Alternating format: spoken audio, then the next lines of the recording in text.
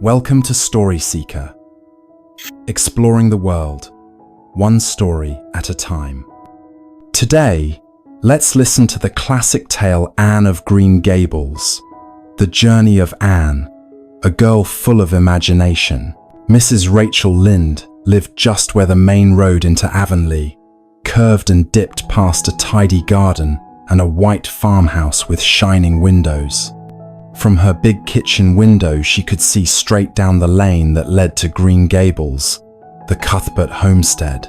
No horse or wagon ever passed there without Mrs. Rachel noticing.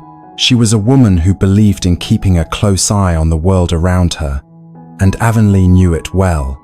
It was a bright afternoon in early June, the kind of day when the air smells of blossoms and the sunshine makes the fields look alive. Mrs. Rachel had set herself by the window with her knitting, letting the pleasant air drift in. Suddenly, she caught sight of Matthew Cuthbert driving his horse and buggy down the road. Now, this in itself was not unusual, except for the fact that Matthew was wearing his best clothes and driving not toward the fields, but toward the train station at Bright River. Mrs. Rachel's needles paused mid-click. What could quiet, shy Matthew want at the station?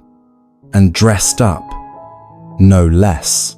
Rachel Lynde was not the sort of woman to let a mystery pass by. She laid aside her knitting, put on her hat, and strode across the lane to Green Gables. If there was an answer, she would get it from Marilla Cuthbert, Matthew's sister. Marilla Cuthbert was found in the kitchen, busy with her housework. She was a tall, thin woman with sharp features, the sort of face that rarely smiled, but when it did, the smile carried weight. Mrs. Rachel wasted no time with pleasantries. "Marilla, where's Matthew driving off to, and why is he all dressed up?" she asked, settling herself into a chair without waiting for an invitation. Marilla calmly set down her work. "He's gone to Bright River to meet the train. We're adopting a boy from the orphan asylum in Nova Scotia. He'll be about 11, and Matthew means to bring him home this evening." Mrs. Rachel nearly dropped her spectacles. "Well, I never. You and Matthew adopting a child? What on earth are you thinking?" Marilla folded her hands, prepared for the storm of questions. "We're getting older, Rachel. Matthew isn't as young as he once was, and we need help around the farm. A boy can do chores and learn to work. We thought it the best plan." Rachel sniffed. "Well, I must say, it's a curious business. I hope you've made the right choice. You don't know what kind of child you might get. Orphan asylum children are not always the best stock. You may find yourself saddled with a sly, mischievous creature who'll give you no end of trouble." Marilla pursed her lips but did not flinch. "We'll risk it. I think we'll manage." Mrs. Rachel shook her head, half in disapproval, half in fascination. She could already imagine the story spreading across Avonlea like wildfire. But, beneath her sharp words, even she felt a flicker of curiosity. What sort of child would step through the doors of Green Gables that evening? Meanwhile, Matthew's buggy rattled along the road to Bright River. He was a man of 60, shy of women, quiet by nature, and happiest in the company of his fields and horses. The idea of adopting a child had been Marilla's, but Matthew had agreed without protest. Truth be told, he liked the thought of a boy's companionship, someone young and lively to share the long days. When he reached the station, the train was already puffing away, leaving behind a single small figure sitting on a bench. The figure was not a boy at all, but a thin girl in a faded dress and worn hat. Long red braids hung down her back, and her eyes, large, eager, and a little wild, seemed to take in the world with hungry wonder. Matthew approached uncertainly. "Excuse me, are you the one they sent from the asylum?" I was expecting a boy." The girl leapt to her feet, clutching a battered carpet bag. "Oh, I suppose I must be the one you're looking for, sir. My name is Anne, spelled with an E, if you please. It's ever so much more distinguished. And you must be Mr. Matthew Cuthbert. I was so afraid no one would come for me, and I thought perhaps I'd be left all alone in the world again. Isn't it the most wonderful thing that you've come?" Matthew, who could rarely manage a word with women, found himself utterly disarmed. He nodded mutely and took her bag. They climbed into the buggy together, and the horse set off toward Green Gables. As they drove through the twilight countryside, Anne's tongue never ceased. She spoke of the beauty of the blossoms, the wonder of finally having a real home, and the stories she imagined for every tree and brook they passed. She compared the fields to velvet, the lake to a shining mirror, and the orchard to a fairy kingdom. Matthew listened, astonished. He was a man used to silence, but the girl's chatter filled him not with weariness, but with a strange delight. It was as if she breathed color into the quiet landscapes he had known all his life. "Oh, isn't the world just full of marvels?" Anne exclaimed, leaning forward with shining eyes. "I've always believed there must be more than drab orphanage walls. And now here I am, riding through a land more beautiful than I could ever have dreamed. Do you think Green Gables will be just as wonderful, Mr. Cuthbert?" Matthew cleared his throat. "I reckon it will suit you well enough." Anne clasped her hands. "Oh, I do hope so. It's the first time I'll have a real home. I've imagined it 1,000 times, but I'm sure the real thing will be better. Don't you think it's splendid that things can turn out better than we imagine?" Matthew smiled faintly. "Maybe it is." By the time the buggy rolled into Green Gables, the stars were beginning to prick the sky. Marilla stood at the door, her sharp eyes searching. When she saw the small figure alighting from the buggy, her lips tightened. "Matthew, where is the boy?" "This is the child they sent," Matthew answered quietly. Marilla's eyes widened. "A girl? They've sent us a girl? Matthew Cuthbert, this is a fine mess indeed." Anne, meanwhile, looked up at the house with wonder. "Oh, what a lovely place. The gables are green, just as I hoped, and the orchard is like a dream. How happy I shall be here." Marilla folded her arms. "Well, you may not be here long. There's been a mistake, and we'll have to send you back tomorrow. We asked for a boy." The joy in Anne's face flickered, then dimmed. "Send me back?" she whispered. "Oh, please, don't say that. I've dreamed all my life of a place like this, a home where I might belong. Please, don't shut the door on me." Her eyes filled with tears, but she lifted her chin bravely. "If you must send me away, I shall try to bear it, but it will break my heart." Marilla, though stern, felt an unexpected pang. She had intended only to be practical, but the child's desperate honesty struck deep. Matthew shifted uneasily, wishing he had words to argue, but the night closed around them, and the matter remained unsettled. Thus began the story that would transform Green Gables forever. A mistake at the train station, a girl instead of a boy, and two quiet, aging siblings about to discover that sometimes the best blessings arrive when least expected. For Anne Shirley, thin, freckled, talkative, and aflame with imagination, the door of her future had just opened. And for Matthew and Marilla Cuthbert, life at Green Gables was about to change in ways they could never have dreamed. It was early evening when Matthew Cuthbert's buggy rolled down the red, winding road toward Green Gables.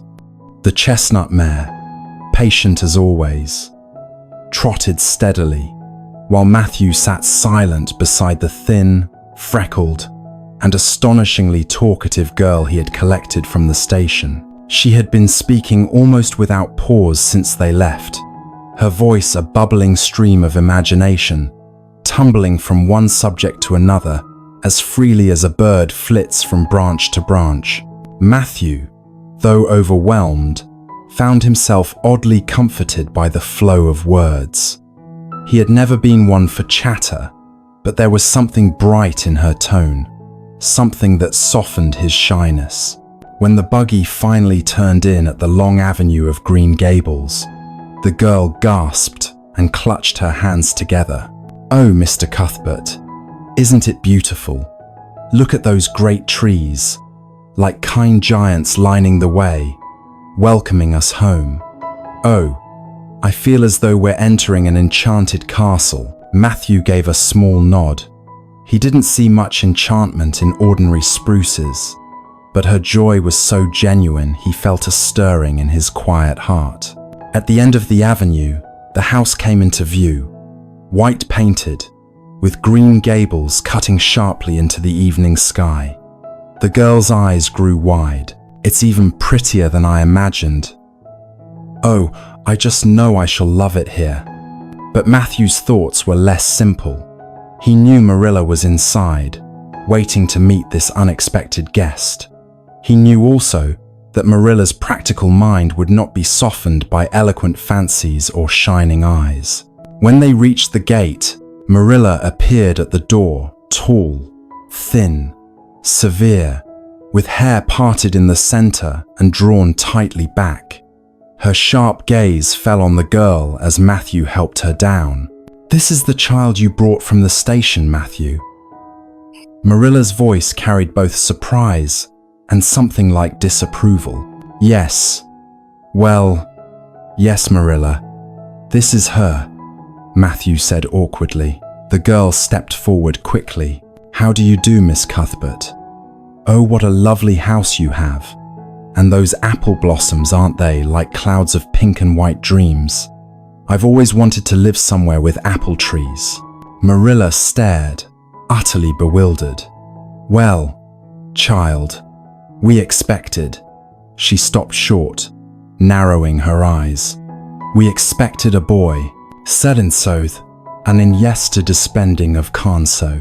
The girl's smile froze. She looked from Marilla to Matthew, her face paling. "A boy?" she whispered. You wanted a boy?" "Yes," Marilla said firmly. "We sent word for a boy to help Matthew with the farm work. There must be some mistake."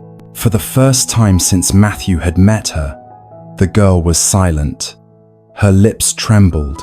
Then she gave a little gasp, as if her heart had been pierced. "You don't want me?" she said faintly. Matthew shifted uncomfortably, but Marilla continued briskly. "We never asked for a girl. The asylum must have sent the wrong child." The girl clasped her thin hands together, her eyes filling with tears. "Oh, please, please, you can't mean to send me back," she cried. "I can't bear it. I've never belonged anywhere before. Oh, Miss Cuthbert, won't you let me stay? I'll work hard. I'll be ever so good. Please don't send me back to that dreadful place." Her voice, broken with sobs, echoed in the quiet yard. Matthew felt an ache in his chest. Marilla, however, though moved, held her ground. "You must come inside and have supper," she said at last. "There's no sense in talking while you're tired and hungry." Inside, the kitchen was warm with the smell of baking bread. The girl sat at the table, but her appetite was gone. She nibbled a biscuit, her eyes large and sorrowful. At length, she whispered, "You see, it's been my greatest dream to have a real home. All the other girls at the asylum had someone, but not me. And when they told me today I was going to Green Gables, I felt as if I had been given the world." Her voice quavered, but she pressed on. "And now you say you don't want me." Matthew cleared his throat, wishing desperately he had the courage to speak. He liked this girl. He liked her more than he could have believed possible after such a short acquaintance. Marilla looked at her sharply. "What's your name, child?" The girl brightened a little. "Oh, if you'll let me, I'd like you to call me Cordelia. It's such a perfectly elegant name." Marilla blinked. "Cordelia? That's not your name, is it?" "No," the girl admitted. "It's Anne, but please spell it with an E and an E. It looks so much more distinguished. Without it, it's just plain and dreadful." Marilla gave a snort. "Anne, then. Anne Shirley." Anne nodded, her face earnest. "Yes, Anne Shirley. But Cordelia is the name I dream of. Still, I shall answer to Anne, if only you'll let me stay." Marilla pursed her lips. "We'll have to see what can be done. I'll speak to Mrs. Spencer about this mistake." Anne's tears spilled again. "But I don't want to go back. I'd rather stay here at Green Gables, even if you only let me live in a corner and never speak to me." Her despair touched even Marilla's practical heart. "Now, don't cry anymore," Marilla said gruffly. "You'll have to sleep here tonight. At any rate, tomorrow we'll settle it." Anne followed her upstairs to a small, plain bedroom. She gazed around, her eyes shining despite her tears. "Oh, it's the most wonderful room I've ever seen. A window to look at the moon, a bed all to myself. Oh, I shall dream such lovely dreams here tonight." Marilla shook her head, astonished. "It's just an ordinary room, enweth essential bevomini, and wethen tappins of the wurga. To you, perhaps," Anne said softly. "But to me, it's everything I ever wished for." Left alone, Anne knelt by the bed and whispered a prayer of gratitude, not for being wanted, for she feared she was not, but for having at least this one night in a place that felt like home. Downstairs, Marilla confronted Matthew. "Well, this is a fine mess. What are we to do with a girl?" Matthew, for once, found his voice. "She's a bright little thing, Marilla. Maybe we could keep her." Marilla raised her eyebrows. "Keep her?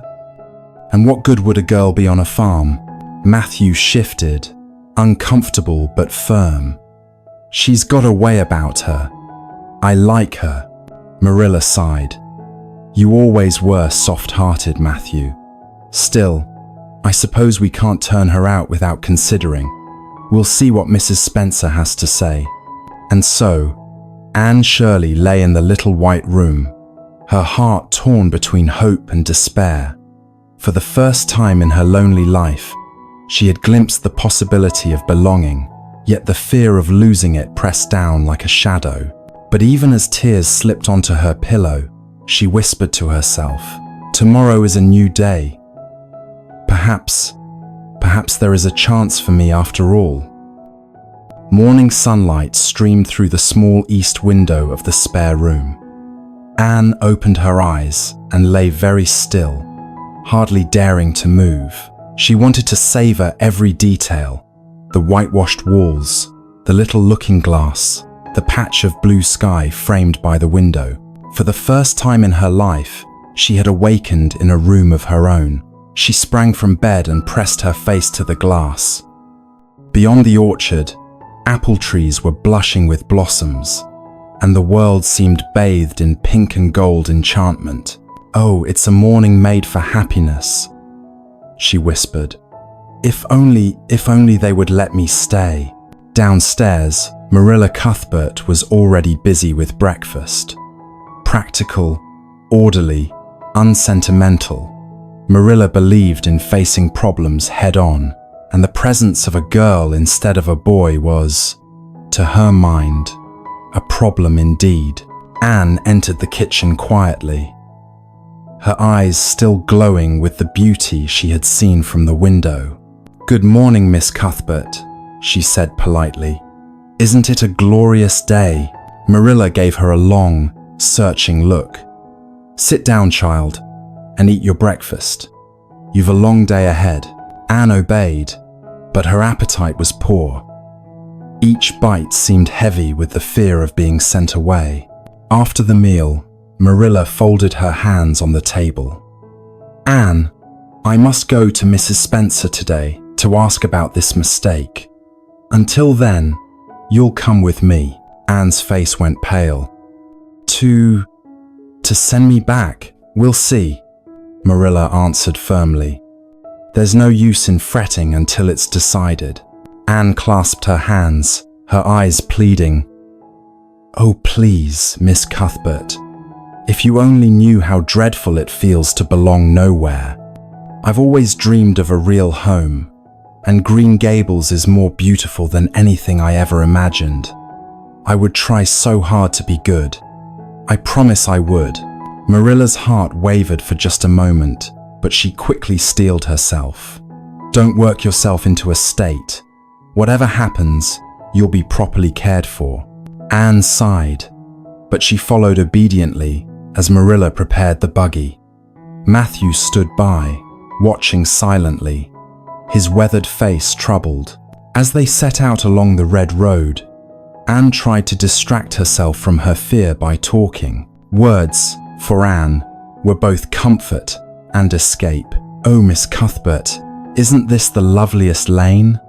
The blossoms make a canopy of pink and white, and it feels as though we're riding through a fairy bower. I shall never forget it, no matter what happens today." Marilla kept her eyes on the reins, determined not to be swayed by fancies. "You've a lively imagination, Anne. But mind you, imagination won't help with milking cows or weeding turnips." Anne smiled sadly. "No, but imagination makes the hard things easier. When I have to scrub floors or wash dishes, I pretend I'm a noble heroine performing great deeds in disguise. It makes the drudgery bearable." Marilla's lips twitched in spite of herself. Well, perhaps there's sense in that. When they reached Mrs. Spencer's home, Marilla wasted no time. She explained the situation briskly, her voice firm. They had requested a boy, and instead had been sent a girl. Mrs. Spencer clucked sympathetically. My, what a mistake. But perhaps it can be put right. I believe Mrs. Blewett was just saying yesterday she wanted a girl to help with her housework. I dare say she'd be glad to take this child off your hands." Anne's eyes widened with terror. "Mrs. Blewett?" she gasped. "Yes, Mrs. Blewett," Mrs. Spencer repeated. "She has a large family and plenty of work to do. She's been looking for a capable girl." Anne clasped her hands tightly together, as though holding herself upright against a storm. "Oh, please, not Mrs. Blewett. I can tell from her very name she would be terrible. I'd rather go back to the asylum than live with her. Oh, Miss Cuthbert, please don't give me to Mrs. Blewett." Her desperation was so raw, so piercing, that even Marilla felt shaken. Mrs. Spencer looked startled. "Well," she said uncertainly, "I suppose she is a strict woman, but what else is to be done?" For a long moment, Marilla was silent. She looked at Anne, the thin shoulders, the pleading eyes, the fragile hope trembling there. She thought of Matthew's quiet words the night before. "She's got a way about her. I like her." Marilla drew a breath. "We'll take her back to Green Gables for now. I'll think it over. I won't hand her to Mrs. Blewett in a hurry." Anne gave a little sob of relief, her face shining with gratitude. "Oh, thank you. Even one more day at Green Gables will be a blessing. But maybe it could be forever." Marilla frowned, though her heart softened against her will. "We'll see, child. We'll see." On the drive home, Anne's spirits lifted. She noticed every bird and blossom along the way, pouring out her joy in streams of words. "Oh, look at that birch tree. Doesn't it look like a slender young girl dressed in green? And those violets by the roadside, they're like little scraps of blue sky fallen to earth. Marilla tried to appear unmoved, but inwardly she felt a strange warmth. The girl's delight in simple beauty was unlike anything Marilla had ever known. Green Gables, which had always seemed merely practical and homely, began to appear different through Anne's eyes, softer, lovelier, touched with wonder. When they reached the house again, Matthew was waiting by the gate, his face anxious. "Well?" he asked quietly. Marilla hesitated. Then, almost gruffly, she said, "She'll stay for now." I couldn't stomach handing her to Mrs. Blewett. Matthew's eyes brightened, and for once, he smiled broadly. Anne looked from one to the other, hardly daring to believe. "Do you mean I can stay at Green Gables for now?" Marilla repeated firmly. "We'll try it out and see how it goes." Anne clasped her hands against her breast, her eyes filling with tears of joy. "Oh, thank you, thank you. You'll never regret it, Miss Cuthbert. I'll do everything I can to be a good and useful girl. And Green Gables will be the dearest home in the world to me." As she ran inside to look once more at her little room, Matthew and Marilla stood together in the yard. "You were right, Matthew," Marilla admitted at last. "There's something about her. She may not be what we asked for, but perhaps she's what we needed." And for the first time in many years, Marilla felt a curious sense of anticipation, as though life at Green Gables, once so plain and orderly, was about to change forever. Anne woke with the light, not the nervous start of an orphan used to creaking dormitory floors and the clang of iron kettles, but with a soft, disbelieving wonder, as if her whole self were listening. The spare room was pale with early sun. The quilt smelled faintly of lavender. A robin sang some bright, brisk syllables on the lilac outside. She lay still and let the moment sink into her bones. "A room that remembers only me," she thought. Then, because happiness in Anne invariably overflowed, she leapt to the window and pressed her forehead to the cool pane. Below, the orchard was blushing with new bloom. Beyond, the fields ran down in easy green toward a glimmer of water. The world looked freshly washed, like a place that had said its prayers and been answered with dew. "Oh," she whispered to the quiet glass, "if this is what morning means, I could forgive everything else life ever did to me." When she went down to the kitchen, Marilla was already there. The fire was tidy and businesslike, the kettle precisely where it ought to be, the table laid in a way that suggested order more than comfort. Anne loved it at once. She loved the shine on the black stove, the straight ranks of blue and white plates in the dresser, the geranium in the window sending its red up to argue with the sunrise. "Good morning, Miss Cuthbert," she said, carefully correct, though her eyes kept slipping toward joy. "Isn't it a day with its sleeves rolled up for happiness?" Marilla set a plate of oatmeal porridge on the table. "Sit," she said, not unkindly, "and we'll see if the day has room for breakfast." Anne sat. She folded her hands with an air of great ceremony, then glanced at Marilla, waiting. "Well?" said Marilla, spoon in hand. "Say grace." Anne blinked. "Grace? Thank the Lord for your food," Marilla explained. "As every decent person does." A flush climbed Anne's cheek. "I no one ever," she faltered, then recovered with brave honesty. "No one ever taught me how." Marilla stared, startled enough to forget her spoon. It was a small sentence, but it came with a long shadow of grey halls and hurried meals, and nobody with time to show a little girl what words could do when you place them carefully at the front of a day. "Well," said Marilla at last, more gently than she meant to, "it's high time you learned. Fold your hands. Shut your eyes. Say after me." She offered a simple grace. Anne repeated each line solemnly, as if taking an oath. When she opened her eyes, they shone. "I like it," she said. "It feels like the beginning of a story, only it's real." "You'll say it yourself tonight," Marilla answered, regaining her composure. "And every meal thereafter. Regularity is as good for the soul as for the digestion." Anne ate slowly at first.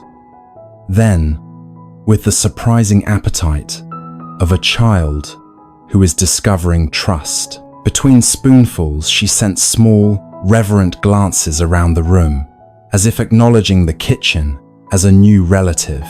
After breakfast, Marilla set a basin on the table and a knife beside a mound of earthy potatoes. "You'll help with dinner," she said. "There's no sense in a girl growing up without hands." "Oh, my hands have longed to belong to something," Anne answered. "They've only ever belonged to my imagination." "They'll belong to the potatoes for the next half hour," said Marilla dryly. "Mind your fingers." Anne obeyed with a radiant seriousness. The first potato slid out of its jacket in a ragged strip. The second went better. By the fourth, she had developed a theory of angles, and a tidy curl of peel fell to the bowl's rim like a ribbon. While she worked, she talked quietly, as if not to wake the good order of the house. "I've been naming things since dawn," she confided. "The geranium is Adelaide. She would wear red, wouldn't she? The big maple outside the porch is Sir Andrew of the Whistling Leaves. That lane we drove through yesterday, the one with apple trees meeting overhead.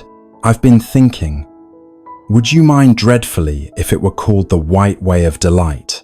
Marilla's shoulders gave the smallest twitch, her version of a start. "A lane is a lane," she said, but the phrase settled somewhere in the kitchen, as if it, too, had found a home. "And the pond," Anne went on, "beyond the birch path, may I call it the Lake of Shining Waters? Only when the sun is on it, of course. On cloudy days it can be the sober lake, out of respect. You may call it what you like, so long as you don't expect the cows to answer to fancy names." Marilla returned. "They only answer to supper." Anne smiled and peeled. She liked the rhythm. A soft scrape, a curl of brown, another bit of old life laid aside. The morning breathed deeper. Matthew's boots passed the door.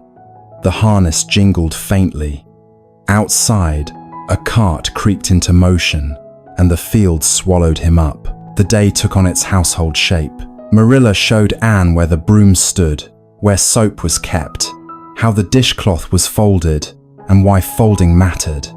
She did not lecture, she demonstrated. Anne watched with the keen, hungry attention of someone collecting tools for a future she wanted very much to build. Around 10, Marilla gave Anne a bonnet, plain brown, honest as bread, and a basket with a clean towel folded inside. "You can take a loaf to Mrs. Lynde," she said, "and mind your manners." Anne's mouth made a small circle. "Mrs. Lynde, the neighbor who knows everything that happens before it happens." "Close enough," said Marilla. "Go by the orchard and keep to the lane. Come straight back.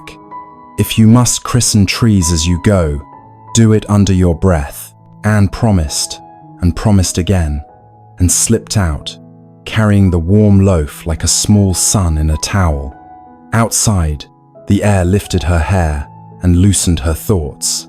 She liked the white fence that guided her past the vegetable patch, liked the stout honesty of the cabbages and the impertinent green of the young onions. Beyond, the orchard stood in its scented finery, more gala than garden, as if it had put on all its pearls and then remembered it was morning. Anne couldn't help it. She stood under the boughs and whispered, "Lady Blossom, I shall be your courtier all season." A petal fell on her sleeve as if in answer. The lane, her white way of delight, was better on foot, its light freckled and friendly, the air a soft rustle of wings and leaf talk. The red road showed through like a ribbon under lace. When she reached the little rise where the trees parted, oh, the pond! The sun lay on it in generous handfuls, making 1,000 coins of light that melted and remade themselves at every breeze. "Lake of shining waters," she said aloud, and felt the words change the world slightly, as good names always do. Mrs. Rachel Lynde's house stood neat as a sermon across the road. Anne approached bravely, knocked, and handed over the bread with the politest curtsy she could manufacture on short notice. "Well," said Mrs. Lynde, looking her over as if counting buttons. "So you're the orphan. What's your name?" "Anne Shirley," Anne answered, steady as she could. "Anne, with an E." Mrs. Lynde sniffed. "It'll still sound like plain Anne when it's hollowed from a back step. Tell Marilla I'll send her dish back tomorrow." "Yes, ma'am." "Thank you, ma'am," said Anne, and escaped with relief into sunshine. On the way home, she talked to herself, to the wind, to a pair of sparrows in the hedge. "I suppose some people are born knowing how to be tidy with their words," she mused. "And some of us must plant ours and wait to see what grows." Marilla was on the porch when she returned, mending a tear in a work apron with small, neat stitches. "Well," she asked, "did you remember your manners?" "I kept them where I could reach them," said Anne. "Think I may have left one or two on Mrs. Lynde's step from nervousness, but I brought the rest home." Marilla, which meant very well. Dinner was plain: boiled potatoes, a bit of salt pork, pickled beets that glowed like stained glass. But to Anne, it tasted like belonging. She remembered the grace without prompting. Afterward, she dried the plates carefully and set them just so, and Marilla did not say it aloud but thought, "She will do," with steadying. The afternoon made a quiet music of small tasks. Marilla taught Anne to fold a sheet so two hands could manage it straight. They aired the spare room quilts. Anne polished the little looking glass until it gave back her own face with more kindness than she was used to receiving from mirrors. When the work thinned, Marilla sent her outside. "Go as far as the bars at the back pasture," she said. "Don't climb. Don't get your dress in the burrs. Be back in an hour." Anne promised scrupulously and set off, this time toward the gentle swell of land beyond the barns. She found, with a startled joy, that silence at Green Gables was not empty. It was full of bee murmurs, the soft punctuation of a cow's tail switching, the long sentence of wind in grass. She stood at the pasture bars and looked out on everything that would one day know her footsteps, and some shy courage rose up inside. "Hello, world," she said, not loudly, but as if giving her true name to a friend. "I'll try to deserve you." When she returned, the kitchen had mellowed into late light. Marilla was measuring sugar, the good kind from the blue-lidded bin. "We'll make biscuits for tea," she said. "Matthew will be in soon." "May I cut the rounds?" asked Anne. "I promise not to make them moons or crowns or hearts, though it would be lovely." "There'll be proper biscuits or nothing," said Marilla, but a softness lived at the edge of her mouth. The biscuits came out high and respectable. Anne watched the tops turn gold through the oven door window and filled the waiting moments by memorizing every corner of the kitchen. The way the clock ticked like a small, brave heart. The way the tea cloth made a square of quiet on the table. The little draft that announced the door opening before Matthew stepped in. He paused as he always did now on the threshold, as if to let his smile arrive first. "Well now," he said, with all the eloquence required. That's a sight. Biscuits, said Marilla, as if to anchor his happiness to something practical. And tea. They ate with that special contentment that comes of earning an ordinary pleasure. Anne spread jam like a blessing and told Matthew carefully about the lake of shining waters and the white way of delight. He listened the way people listen to rain on a roof, as if the sound itself was shelter. When the table was cleared and the light grew honey thick, Marilla handed Anne a small worn book. "The Lord's Prayer," she said, "and a psalm short. You'll learn them by Sunday. I mean you to go to church like anybody else with a soul to mind." Anne took the book as one receives a message. "I will study them," she said. "I like the idea of words that many people have walked in before me." "Mind you walk straight yourself," said Marilla. Her voice had no bark in it. As dusk slipped in along the floor, Anne helped with the chickens, marveling that such delicate feet could be so businesslike, and learned where the lantern hung, and that the milk pails must shine like small moons, or they weren't clean. She loved learning the grammar of a place, what must happen when, what objects went with which tasks, how to carry a thing so it did not feel carried. Night came quiet and complete. The stars sharpened above the orchard. Matthew went out to check the gate's latch, and the sound of it clicking home was, to Anne, the most comforting thing she had ever heard. In the spare room, she stood a long time at the window. The day had been full of firsts, but it had not scolded her. It had given instructions, and she had followed, and the world had rewarded her with biscuits and new words, and the feeling that tomorrow would find her again. She undressed carefully. She had decided that respect for the room included folding one's dress as if it, too, belonged, and then climbed into bed. The pillow was cool. The quilt smelled of soap and sun. She folded her hands. She meant to recite the grace Marilla had taught her, the proper prayer shaped like a neat house with a door and a roof. But a thought came, light-footed and honest, and she followed it, as she always did. "Dear God," she said softly into the dim, "thank you for this day, and this roof, and this room that remembers only me. Thank you for the way the pond shines, and the road becomes a story if you look up. Please help me to keep my promises, and to be the kind of girl houses like to shelter. And if it isn't asking too much, let me stay long enough to belong." She paused, listening to the quiet, which seemed to be listening back. "Amen," she finished, not because it ended things, but because it sealed them. Downstairs, Marilla set the kitchen to rights and hung the dishcloth squarely. She stood a moment at the porch, the night cool on her forehead, and admitted to herself, if to no one else, that the house felt larger with the girl in it. Not noisier, larger, as if doors had opened in walls she had forgotten were there. Matthew came up from the gate with his easy step. "She's a good little thing," he said, as if commenting on the weather and meaning the climate. Marilla folded her arms and eyed the sky. "We'll see," she said, and the words did not sound like doubt so much as a promise to pay attention. The lamp was turned down. The house settled. The orchard breathed.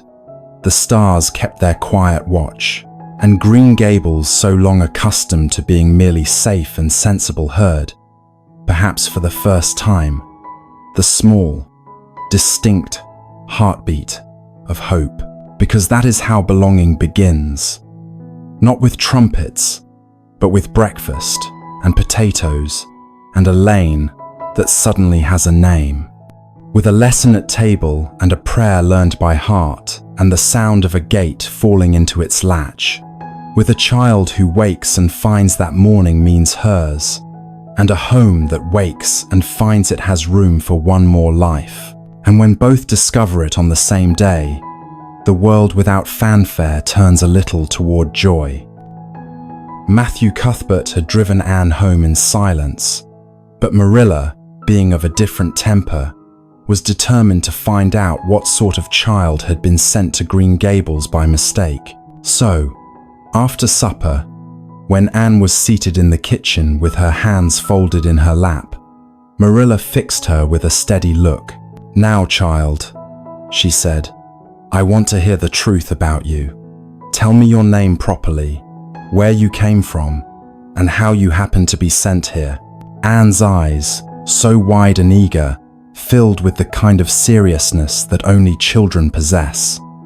She clasped her thin hands tighter. "My name is Anne Shirley with an E," she began.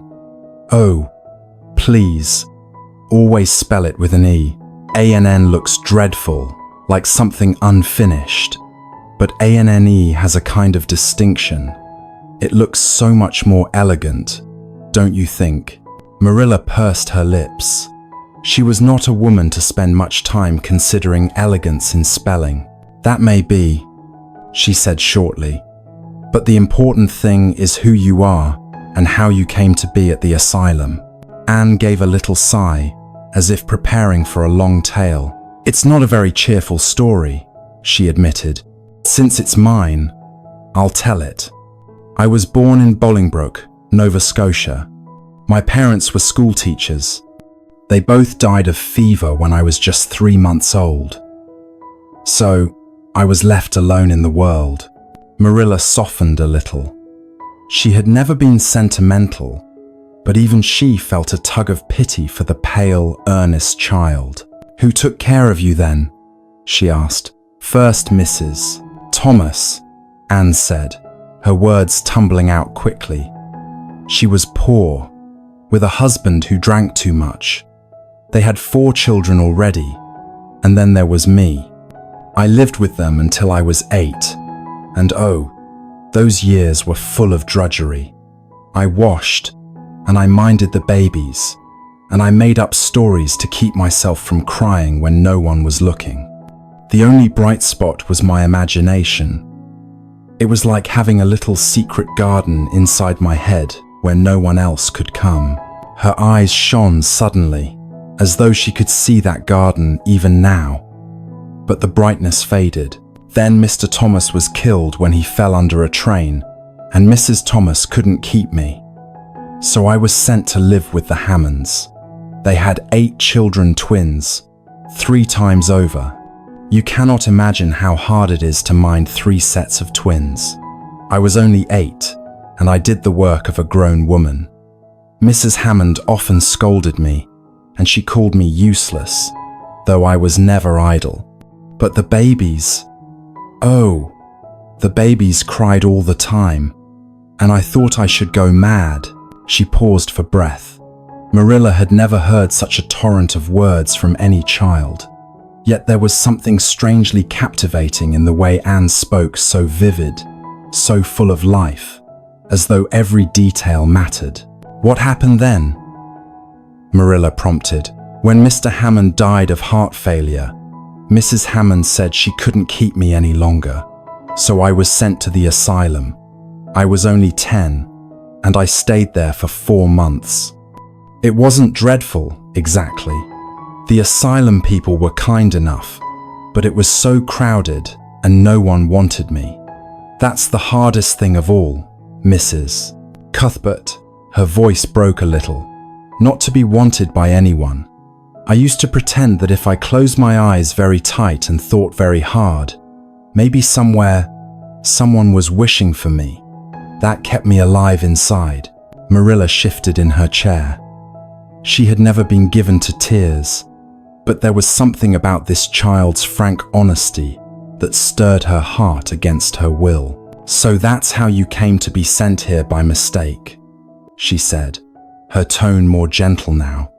"Mrs. Spencer thought a girl would suit us, though we asked for a boy." Anne nodded gravely. "I know I'm not what you expected, but I can work. Truly, I can.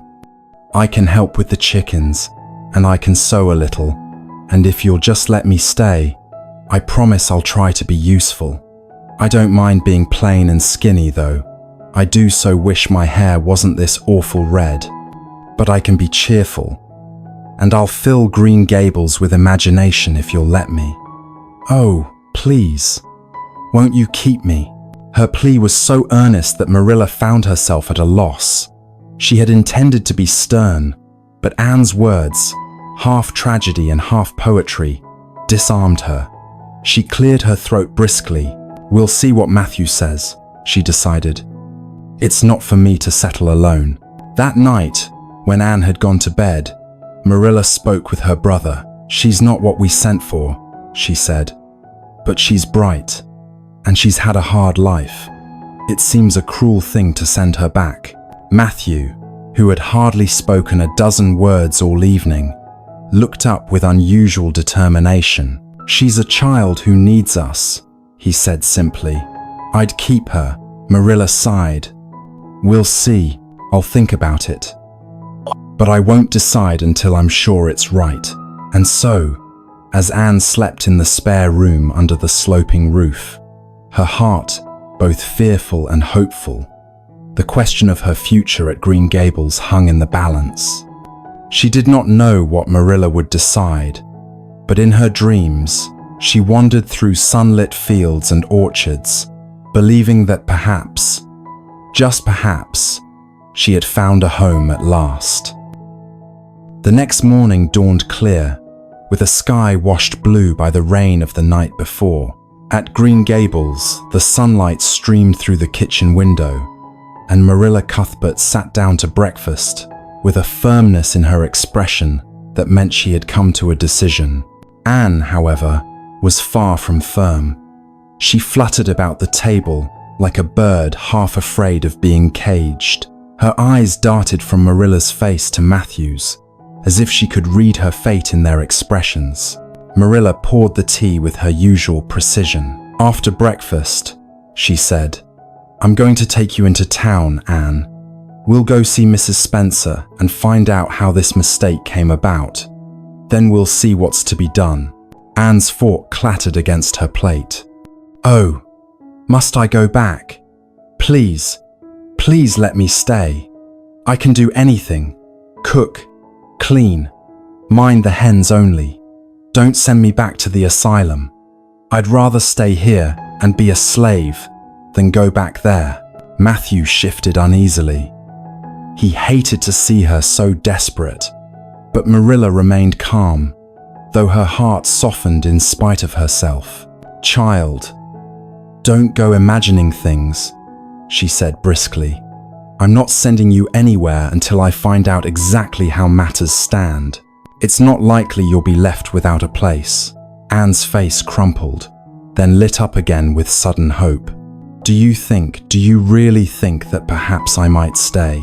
Oh, it would be like living in a storybook, Marilla. Green Gables is the most beautiful place in the world. Last night, I prayed harder than I've ever prayed before, begging God to let me belong here. Marilla's stern lips twitched, though she covered the hint of a smile. Well, you can keep on praying. It won't do any harm, that's certain. After breakfast, Marilla harnessed the horse and made ready for the drive to Mrs. Spencer's.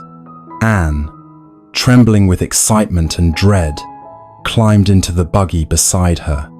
Matthew lingered at the door, his hands deep in his pockets, watching them go with an expression so wistful that Marilla almost turned back. But she was a woman who liked to see a thing through. The road wound through blossoming orchards and fields of young green. Anne's eyes followed every turn, drinking in the beauty like water to a thirsty soul. Oh, Marilla, she breathed. Isn't it just like a fairyland? Look at the white blossoms showering down. If I had wings, I'd fly straight up and float among them forever. Don't talk nonsense, Marilla replied, though not unkindly. Keep your feet on the ground, child. But imagination makes the ground lovelier, Anne insisted. If you can't fly in body, why not in spirit? Marilla gave her a sidelong glance. You've too much spirit, if you ask me. Best see that it's kept in order. They drove on until the small cluster of houses that made up the village came into view. At Mrs. Spencer's neat little home, Marilla wasted no time. She tied up the horse, ushered Anne inside, and asked directly how such a mistake had occurred. Mrs. Spencer, bustling and flustered, could only wring her hands. "Why? I thought a girl would suit you better than a boy. When I saw the child at the asylum, so eager and polite, I said to myself, that's just the one for Green Gables. I never dreamed you wanted a boy for the farm." Anne listened with wide eyes, her heart sinking lower at every word. Marilla's brows knit in disapproval. "Well, it's done now," she said. "But what's to be done with the child? I can't keep her. She's no use for heavy farm work." Mrs. Spencer brightened suddenly. "Why? Mrs. Blewett is looking for a girl. She was saying only yesterday that she needs someone to help in her house. She has a large family, you know, and she'd be glad to take Anne off your hands." At that, Anne gasped aloud. Her hands flew together in a gesture of appeal. "Oh, Marilla, please not Mrs. Blewett. I know I've never met her, but I can feel she wouldn't love me. She has sharp eyes, and I'm sure her house would be full of hard work and no beauty at all. Please, don't send me there. I'll try so hard to be good at Green Gables." The despair in her voice pierced even Marilla's practical heart. But before she could speak, the door opened, and a tall woman with kind blue eyes entered Mrs. Spencer's friend, Mrs. Rachel Lynde's cousin, as it happened. This was Mrs. Sowerby, a sensible woman known for her motherly ways. She looked at Anne with interest. "And who's this?" Marilla explained the situation in her crisp way. Mrs. Sowerby studied Anne for a moment, then said softly, "She's a bright little soul.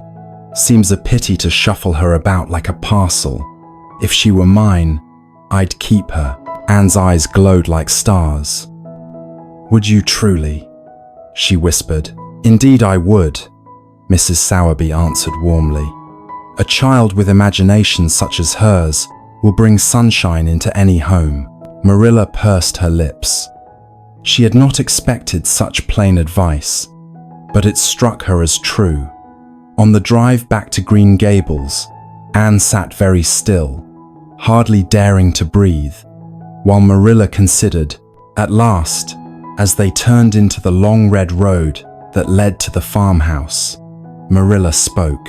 "I suppose, well, Matthew wants to keep you, and perhaps it would be cruel to send you away after all. But mind this, Anne Shirley, if you stay at Green Gables, you must behave yourself, work hard, and learn to hold your tongue. Do you understand?" Anne gave a cry of joy that startled the horse. She clasped her hands, her face radiant. "Oh, Marilla, I promise. I'll be as good as I possibly can. I'll work until I drop, and I'll never complain, not once. Oh, thank you. Thank you for letting me stay." Marilla, though she sniffed and said nothing, felt a warmth spread in her heart that she had not known for years. She had given in partly because of Matthew, partly because of Mrs. Sowerby's words, but mostly because the thought of Anne's eyes dimming with disappointment was more than she could bear. And so it was settled. Anne Shirley would remain at Green Gables. That evening, as the sun set in golden splendor across the fields, Anne stood at the porch, gazing out with a sense of belonging that filled her from head to toe. She whispered to herself, "This is home, my forever home," and for the first time in her life, she believed it to be true. The first Sunday after Anne's arrival dawned calm and golden. Green Gables was washed in early light, and the fields lay still under a pale sky. In the kitchen, Marilla was already bustling, preparing for church. She believed firmly that a child must be brought up in the ways of religion, tidy, proper, respectful. Anne, however, was still in bed, dreaming of fairy woods and talking brooks. Marilla rapped on her door. "Time to get up, Anne. We're going to church, and you must look presentable." Anne sat up, her red hair tumbling around her shoulders. "Church!" she exclaimed. "Oh, Marilla, I've never been to church before, not really. At the asylum we had prayers, but it was never like what I imagine. I picture a tall spire pointing to the sky, with stained glass windows shining like jewels. Do you suppose it will be like that?" Marilla raised an eyebrow. "Avonlea Church isn't a cathedral, child, but it will be good for you to go." Anne sighed dreamily as she dressed in her plain, unfitted clothes. "I shall try to look devout, Marilla, but if the sermon is dull, do you think it would be sinful to let my imagination play a little? Perhaps I could pretend the minister is a brave knight, telling us tales of faraway battles." "Imagination has no place in church," Marilla said sternly. "You listen to the sermon and say your prayers properly." When they were ready, they drove to church in the buggy. The white building with its modest steeple stood at the crossroads, surrounded by maples and birches. Families in their Sunday best filed inside, and the air was rich with the smell of polished wood and hymn books. Anne's eyes grew wide with wonder. She whispered to Marilla as they sat down, "Oh, it's lovelier than I dreamed. Look at the sunlight falling on the hymnals. It's like golden dust." "Hush," Marilla whispered back. "Mind yourself." The service began, and Anne tried her best to sit still. The hymns delighted her. She sang with all her might, though not always on the right note. During the sermon, her gaze wandered to the colored light on the walls. She imagined the beams were fairies dancing. By the end, she was bursting to share her thoughts, but Marilla's stern glance kept her silent. That evening, after supper, Marilla remembered something important. "Anne, do you say your prayers at night?" Anne blinked. "I never have. At the asylum, we said words together, but they weren't really prayers. I've always just talked out loud to God, like I would to a friend. Is that the same thing?" Marilla was shocked. "A child should be taught a proper prayer. You must kneel by your bed and say it every night." "I'll hear you now." Anne obediently knelt, folding her hands. She looked up at Marilla with solemn eyes. May I make up my own prayer?" Marilla hesitated. "If you must, but it had better be reverent." Anne closed her eyes, her voice soft but full of earnestness. "Dear gracious Father in heaven, I thank thee for Green Gables, and for the cherry blossoms, and for the brook that sings under the trees. Thank thee for letting me stay, and for giving me a real home. Please bless Marilla and Matthew, and make me good and obedient, though that will be hard, because I do so love to imagine things. And please let tomorrow be a beautiful day, with lots of things to be glad about. Amen." When she finished, Marilla cleared her throat. She was not one to show emotion easily, but something in the child's prayer stirred her deeply. "That's not exactly how you're supposed to pray," she said, trying to sound brisk. "But it's not so bad. We'll teach you the Lord's Prayer tomorrow." Anne smiled up at her. "Oh, I like talking to God that way. It feels like he's listening, don't you think? As if he understands about brooks and blossoms, as well as sermons." Marilla turned away, hiding the twitch of her lips. "Get into bed now, and don't talk nonsense." Anne climbed under the covers, her eyes shining with peace. "Marilla," she whispered sleepily, "it's a wonderful thing to have someone to thank at the end of the day." Marilla blew out the lamp. In the quiet, she found herself repeating Anne's words in her heart. Someone to thank at the end of the day, and she wondered, with a curious warmth, if perhaps Anne Shirley might yet teach her as much as she meant to teach the child. The week after Anne's arrival brought bright skies and busy days at Green Gables. Anne, overflowing with curiosity, followed Marilla about the house, asking endless questions. She marveled at everything from the ticking of the tall clock to the neat rows of preserves in the pantry. One morning, Marilla sent her on an errand. "Anne, I'm going over to see Mrs. Barry. You may come with me, but you must be polite. Remember, speak when spoken to, and don't go rambling off into your fancies. Mrs. Barry is a sensible woman, not given to nonsense. Consider it." Anne clasped her hands. "Oh, I shall try to be dignified, Marilla, like a duchess. But I do hope Diana is there. I so long for a bosom friend."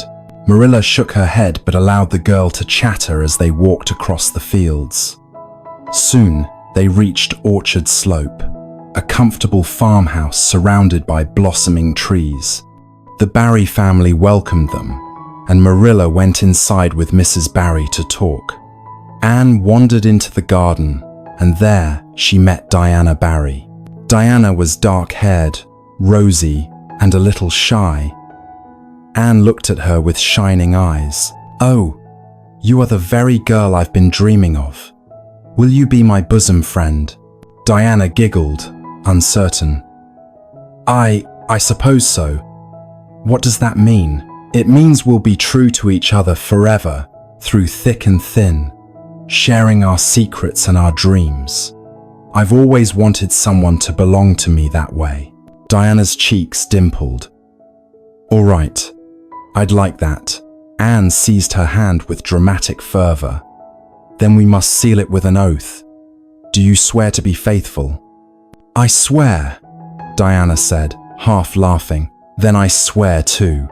Now we are kindred spirits," Anne declared. She spun around, her heart so full it seemed it might burst. From that day, the two were inseparable. They played in the birch grove, invented stories of knights and ladies, and dreamed beneath the orchard blossoms. To Anne, it was as if the whole world had bloomed brighter simply because she had a friend. But one autumn afternoon, trouble came.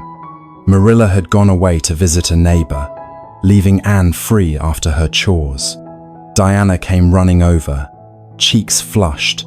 "Mother says I may play until tea time," she cried. Anne's eyes sparkled. "Then let's have a treat. I'll invite you to tea here at Green Gables." Marilla left raspberry cordial in the pantry. "We shall drink it like grown ladies." The girls set the table in the sitting room, carefully arranging cups and a plate of biscuits. Anne brought out a bottle of rich red liquid. She poured 2 glasses, and they sipped with great ceremony. "Oh, this is delicious," Diana said after her second glass. "It tastes stronger than I expected." "Drink as much as you like," Anne encouraged. "There's plenty," Diana did. By the time Mrs. Barry came to fetch her daughter, Diana was pale and unsteady. Anne watched in alarm as Mrs. Barry swept her away, muttering sharply. That evening, Marilla returned to find Anne in distress. "Oh, Marilla, I've killed Diana," she sobbed. Marilla demanded an explanation. Anne poured out the whole story, ending with a wail. "She drank 3 tumblers, and now she's dreadfully ill. I shall be branded as a murderess." Marilla hurried to the pantry. When she saw the bottle, she burst out laughing despite herself. "Anne Shirley, you ninny. That wasn't raspberry cordial, it was currant wine. I must have put it in the wrong place." Anne gasped. "Wine? Oh, Marilla, what will become of me? Diana's mother will never forgive me. She'll forbid Diana to ever speak to me again." Her fears proved true. The next day, Mrs. Barry came, stern and indignant. "I never approved of your bringing that wild orphan here, Miss Cuthbert," she declared. Now she has made my child drunk. I won't have Diana associating with her again." Anne's heart broke. She wept bitterly, wandering through the garden with tears streaming down her face. "Oh, Marilla, life is unbearable without Diana. She was my bosom friend, my kindred spirit. I shall never be happy again." Marilla tried to comfort her. There, child. Perhaps Mrs. Barry will soften in time. You mustn't despair." But Anne despaired with all the drama of her soul. She mourned as though she had lost Diana forever. For days, she went about her tasks with drooping head and tearful eyes. Yet out of her sorrow came a quiet strength. She threw herself into her studies, determined to succeed at school and make Marilla proud. "If I cannot have Diana," she whispered one night, kneeling by her bed, "I will at least be worthy of her friendship, should it ever be restored." And in the secret chambers of her heart, Anne cherished the hope that one day, somehow, her kindred spirit would come back to her. Green Gables, in those early summer days, seemed to rest peacefully among orchards and fields. But one morning, a storm, though not of wind or rain, swept into its quiet. The storm's name was Mrs. Rachel Lynde. Mrs. Lynde had long been the village authority on matters great and small. Her sharp eyes saw every hem too short, every child too ragged, every crop too thin, and she never failed to share her opinions, blunt, honest, sometimes cutting. Since Anne's arrival, Mrs. Lynde had been burning with curiosity. "An orphan from the asylum," she had told her neighbors. "Who ever heard of such a thing? The Cuthberts taking her in, why, it's unnatural. I must see her with my own eyes." And so, one bright afternoon, she marched up the path to Green Gables. Marilla, busy with sewing, welcomed her. "Sit yourself down, Rachel. I'll call Anne in. You can make her acquaintance." Anne came running, her eyes shining, her braids bouncing. She had been gathering flowers in the orchard and still carried a handful. At the sight of Mrs. Lynde, she paused politely. "Well," said Mrs. Lynde, adjusting her spectacles. "So this is the little orphan. Bless my soul. What a sight. Red hair, as fiery as a fox's, skinny as a fence rail. And those freckles. I declare, Marilla, you could hardly find a plainer child if you searched the whole island." The words struck Anne like a whip. For a heartbeat, she stood frozen. Then her eyes flamed.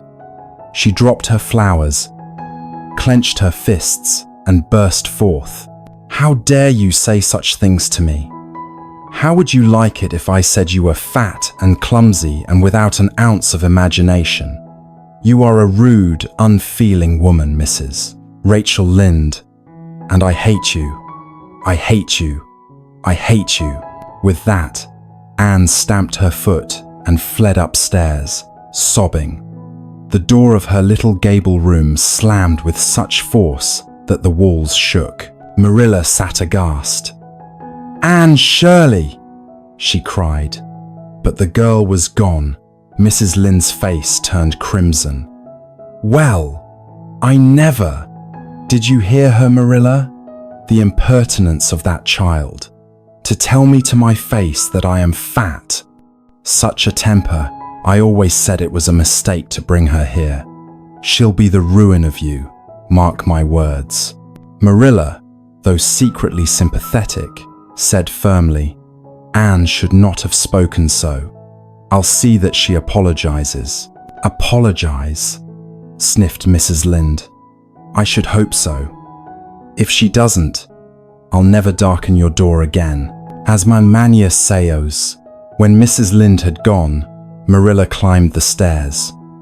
She found Anne stretched face down on her bed, her body quivering with sobs. "Anne Shirley, you've disgraced yourself," Marilla said sternly. To speak so to a grown woman, it was shameful. You must come down and apologize at once. Anne lifted a tear-stained face, eyes blazing through her misery. Apologize? To her? I will never apologize to Mrs. Rachel Lynde. She insulted me, Marilla. She said I was ugly. And it is true, I am homely and skinny and freckled, but no one has the right to throw it in my face. I hate her, and I will never forgive her. Never. Marilla tried to reason with her, but Anne's pride was like iron. Finally, Marilla said, "Then you will stay in your room until you are ready to do your duty. I will not have such behavior under my roof." The hours passed. Anne wept until she could weep no more. Then, lying still, she began to think. Her dramatic imagination painted pictures of herself, forlorn and friendless, forever locked away because she had refused to apologize. She pictured Marilla's disappointment, Matthew's sorrow, the neighbors whispering. At last her heart softened. By evening, Marilla returned. "Well?" she asked. Anne sat up, her face pale but resolute. "Marilla, I will apologize if you truly think it is my duty, but it will be the most humiliating moment of my life." "That may be so," said Marilla, "but you brought it on yourself." The next afternoon, Mrs. Lynde returned, still bristling with indignation. Marilla called Anne. The girl entered slowly, dressed in her best, her braids smoothed, her eyes shining with solemn resolve. She walked straight to Mrs. Lynde and dropped to her knees. "Oh, Mrs. Lynde," she cried, "I am very sorry. I could never bear anyone to think me rude. I said dreadful things, and I beg you to forgive me. Please, please say you do. If you don't, it will be a dark stain upon my soul forever." Mrs. Lynde, astonished by this dramatic contrition, softened despite herself. "Well, child, I suppose I can forgive you. You were provoked, I'll grant that. There, get up. No harm done." Anne leapt to her feet, seizing Mrs. Lynde's hand with fervor. "Oh, thank you. You are most generous, most noble. I shall treasure your forgiveness as long as I live." Mrs. Lynde, taken aback, allowed herself a small smile. Later, as she left Green Gables, she said to Marilla, "That child has a tongue as sharp as her temper, but she's not bad at heart. With discipline, she may turn out well." Marilla sighed. "It will be a hard job, but perhaps worth doing." That night, as Anne knelt by her window, the moonlight streaming over her bed, she whispered, "Marilla says I did right to apologize, but oh, how hard it was. Still, it has taught me something. Pride may be sweet, but peace is sweeter. I must remember that." And with this thought, she drifted into sleep, her dreams filled with visions of a kinder, gentler tomorrow. The days following Anne's dramatic apology passed with a strange mixture of peace and excitement. Green Gables seemed quieter, as though it too was catching its breath after the storm with Mrs. Rachel Lynde. Yet in Anne's heart, new tides were stirring. She had survived her first great quarrel, her first crushing humiliation, and her first lesson in pride and forgiveness. And now, something new was waiting for her, just around the corner: friendship. One radiant morning, Marilla sent Anne to Sunday school for the first time. The child was nearly trembling with eagerness. To Anne, the very word Sunday school shimmered with magic. In her imagination, it was a grand place where solemn hymns echoed like angel choruses, where kind faces beamed upon eager scholars, and where she might, if fortune were kind, find a bosom friend. All the way there, walking between Marilla and Matthew, Anne's tongue danced with visions. Do you suppose there will be many girls my age? Oh, Marilla, what if one of them has black hair and speaks poetically? Or perhaps a girl with golden curls who reads fairy tales? I feel certain destiny has prepared someone for me today. A kindred spirit, that's what I long for. Marilla chuckled dryly. Don't fill your head with nonsense. You'll meet whoever's there, and that's all. But Anne's eyes shone brighter than the June morning. When they arrived at the white church with its tall steeple, Anne's heart beat wildly. She was shown into a class of girls her age, all neatly dressed, their hair smoothed and ribbons carefully tied. For a moment, shyness overcame her. She sat stiffly, hands folded, afraid of the stares cast toward her. She knew they were whispering. That's the asylum girl, the one Matthew and Marilla took in. But before the lesson began, a girl with large brown eyes and long, dark braids leaned toward her. Her smile was warm, and she whispered, "Hello, my name is Diana Barry. You must be Anne." Anne's breath caught. It was as though the universe itself had answered her prayer. She had never seen anyone lovelier than Diana Barry, with her rosy cheeks and gentle smile. In that instant, Anne's heart leapt to life. After class, Diana shyly invited Anne to walk home with her. They strolled together through lanes edged with blooming dogwood and lilacs. At first, they spoke politely of school and gardens, but soon Anne's imagination unfurled. She told Diana about the lake of shining waters, once known only as Barry's Pond, about Dryad's bubble in the wood, about the Snow Queen who lived in the orchard. Diana listened, half astonished, half delighted. She had never met anyone who spoke like Anne, words rich with fancy, spilling like music. And though she didn't always understand, at last, Diana said shyly, "Would you like to come play with me one afternoon? We have an orchard and a swing." Anne clasped her hands dramatically. "Oh, Diana, would you truly? You don't know what this means to me. I have dreamed of a bosom friend all my life. Will you swear to be my bosom friend, now and forever?" Diana giggled. "How do you swear that?" Anne's eyes sparkled. "We must clasp hands, and I shall recite an oath." She pulled Diana into the shade of a blossoming apple tree. Their hands joined solemnly. With grave earnestness, Anne declared, "I solemnly swear to be faithful to Diana Barry as long as the sun and moon shall endure. Never will I forsake her, and always will I defend her cause, even unto death." Diana, half amused, half enchanted, whispered, "I swear too." Anne's soul soared. At last, she had found her kindred spirit. When she returned to Green Gables that evening, her face glowed.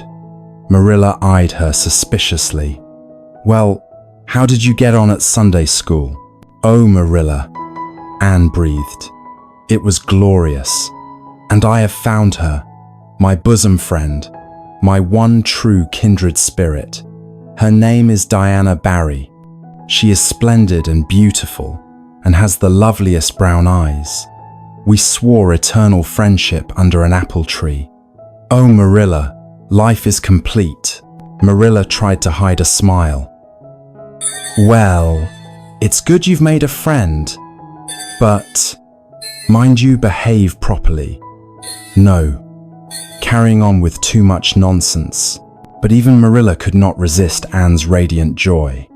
For the rest of the evening, Anne sang softly to herself, imagining adventures with Diana, castles built of dreams, and secrets whispered under moonlight.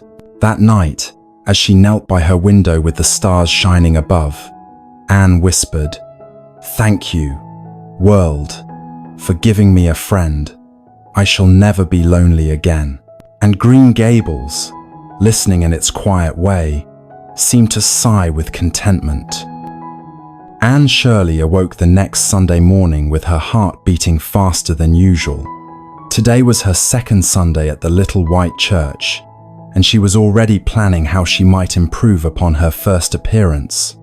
For Anne, life was always about appearances, not the shallow kind of ribbons and lace alone, but the deeper art of how things ought to be, how the world might look if only it matched the bright colors of her imagination. "Marilla," she pleaded at breakfast, "could I wear a dress with puffed sleeves today? Just for once. I think puffed sleeves are positively necessary for a proper Sunday school impression.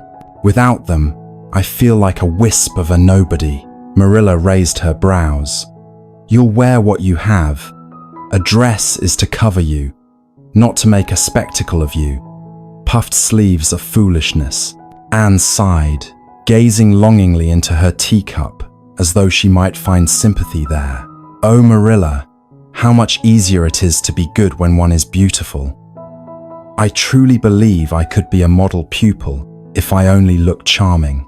Matthew, silent as ever, stirred his porridge, but his eyes flicked toward Anne with a glimmer of secret understanding. He knew more than he said, and though his lips did not move, a thought took root in him someday. Somehow, Anne should have puffed sleeves. That morning, dressed in her plain gingham frock, Anne walked with Marilla toward the church. The air was sweet with clover, and the fields shimmered under the July sun. Anne, unable to keep her mind still, bubbled over with talk. "Do you suppose heaven is like Avonlea Church, Marilla, with white pews and shining windows? Or perhaps it is a forest cathedral, with angels singing in the branches and the sky for a roof? I almost wish I could design heaven myself. I'd make it a place with endless cherry trees in blossom and brooks that never dry, and everyone would wear puffed sleeves forever." "Hush, child," Marilla said, though her lips twitched. "We're nearly there." Inside the church, the air smelled faintly of varnish and hymn books. The girls of Anne's class glanced at her with curiosity, whispering behind gloved hands. Anne tried to sit very straight, wishing fervently that her sleeves might rise like wings. Still, she reminded herself, Diana Barry sat beside her, and that was happiness enough. The Sunday school lesson began with a stern reading from the Catechism. The teacher, Miss Rogerson, had grey hair drawn into a tight knot and a voice that fell like pebbles into silence. "Children," she droned, "what is the chief end of man?" Around the room came the dutiful murmur, "To glorify God and enjoy Him forever." Anne whispered the words too, but her mind wandered. She thought how much more delightful it would be if the lessons were told as fairy tales, with angels walking through fields, or saints as gallant heroes with shining swords. Her lips curved into a smile, and Diana nudged her, whispering, "Pay attention." Then came the singing. The children rose and lifted their voices, but to Anne it was dreadfully dull. The hymn plodded along, and she whispered to Diana, "Oh, if only we could sing something like a lark in the morning, or the sea roaring on the shore. That would be real praise." Afterward, as they walked home, Marilla asked, "Well, Anne, how did you enjoy Sunday school?" Anne clasped her hands dramatically. "Marilla, it was the most tragical disappointment. The lesson was as dry as dust. Miss Rogerson never smiled once, not even when little Jenny Andrews dropped her hymn book with a bang. And the music, it sounded like the buzzing of very respectable but exceedingly dull bees." Marilla frowned. "Anne, you're not there to be amused. You're there to learn your catechism." "Oh, I know, Marilla, and I shall try to be good. But don't you think religion ought to be more beautiful? Something that makes you feel your soul is stretching its wings." "Oh, I long for that." "Potential." Marilla pursed her lips. "Well, you'll just have to learn contentment, Not everything in life can be the way you imagine it. Anne sighed, but she did not argue. In truth, she had learned something valuable that day. The world was not always the storybook she wanted, yet she could still color it with her own fancy. That afternoon, Diana came to Green Gables, and the two girls stole away into the orchard. There, they invented their own Sunday school. Anne was the teacher, with a crown of buttercups, and Diana was the eager pupil. Anne retold the lesson in her own way, full of tales about shining heavens, radiant saints, and prayers that sounded like poetry. Diana clapped her hands. "Oh, Anne, I like your Sunday school better than the real one." Anne beamed. "So do I, but we mustn't tell Marilla. She wouldn't understand." The two bosom friends lay in the grass, their laughter mingling with the rustling leaves, while the world around them glowed with sunlight. That evening, Anne knelt by her window, gazing at the western sky. "Dear God," she whispered, "please let me always see the beauty in things, even when they seem plain. And if you could, someday, give me puffed sleeves, I should be very grateful indeed." In the stillness of Green Gables, the prayer seemed to float upward like a lark's song, and though Anne did not know it, someone downstairs, a quiet man with kind eyes, was already planning how to make that dream come true. Anne Shirley woke with the sunshine streaming through the east gable window. The world outside was full of fragrance, apple blossoms drifting like pink snow, the brook chuckling over its stones, and the faraway murmur of the sea.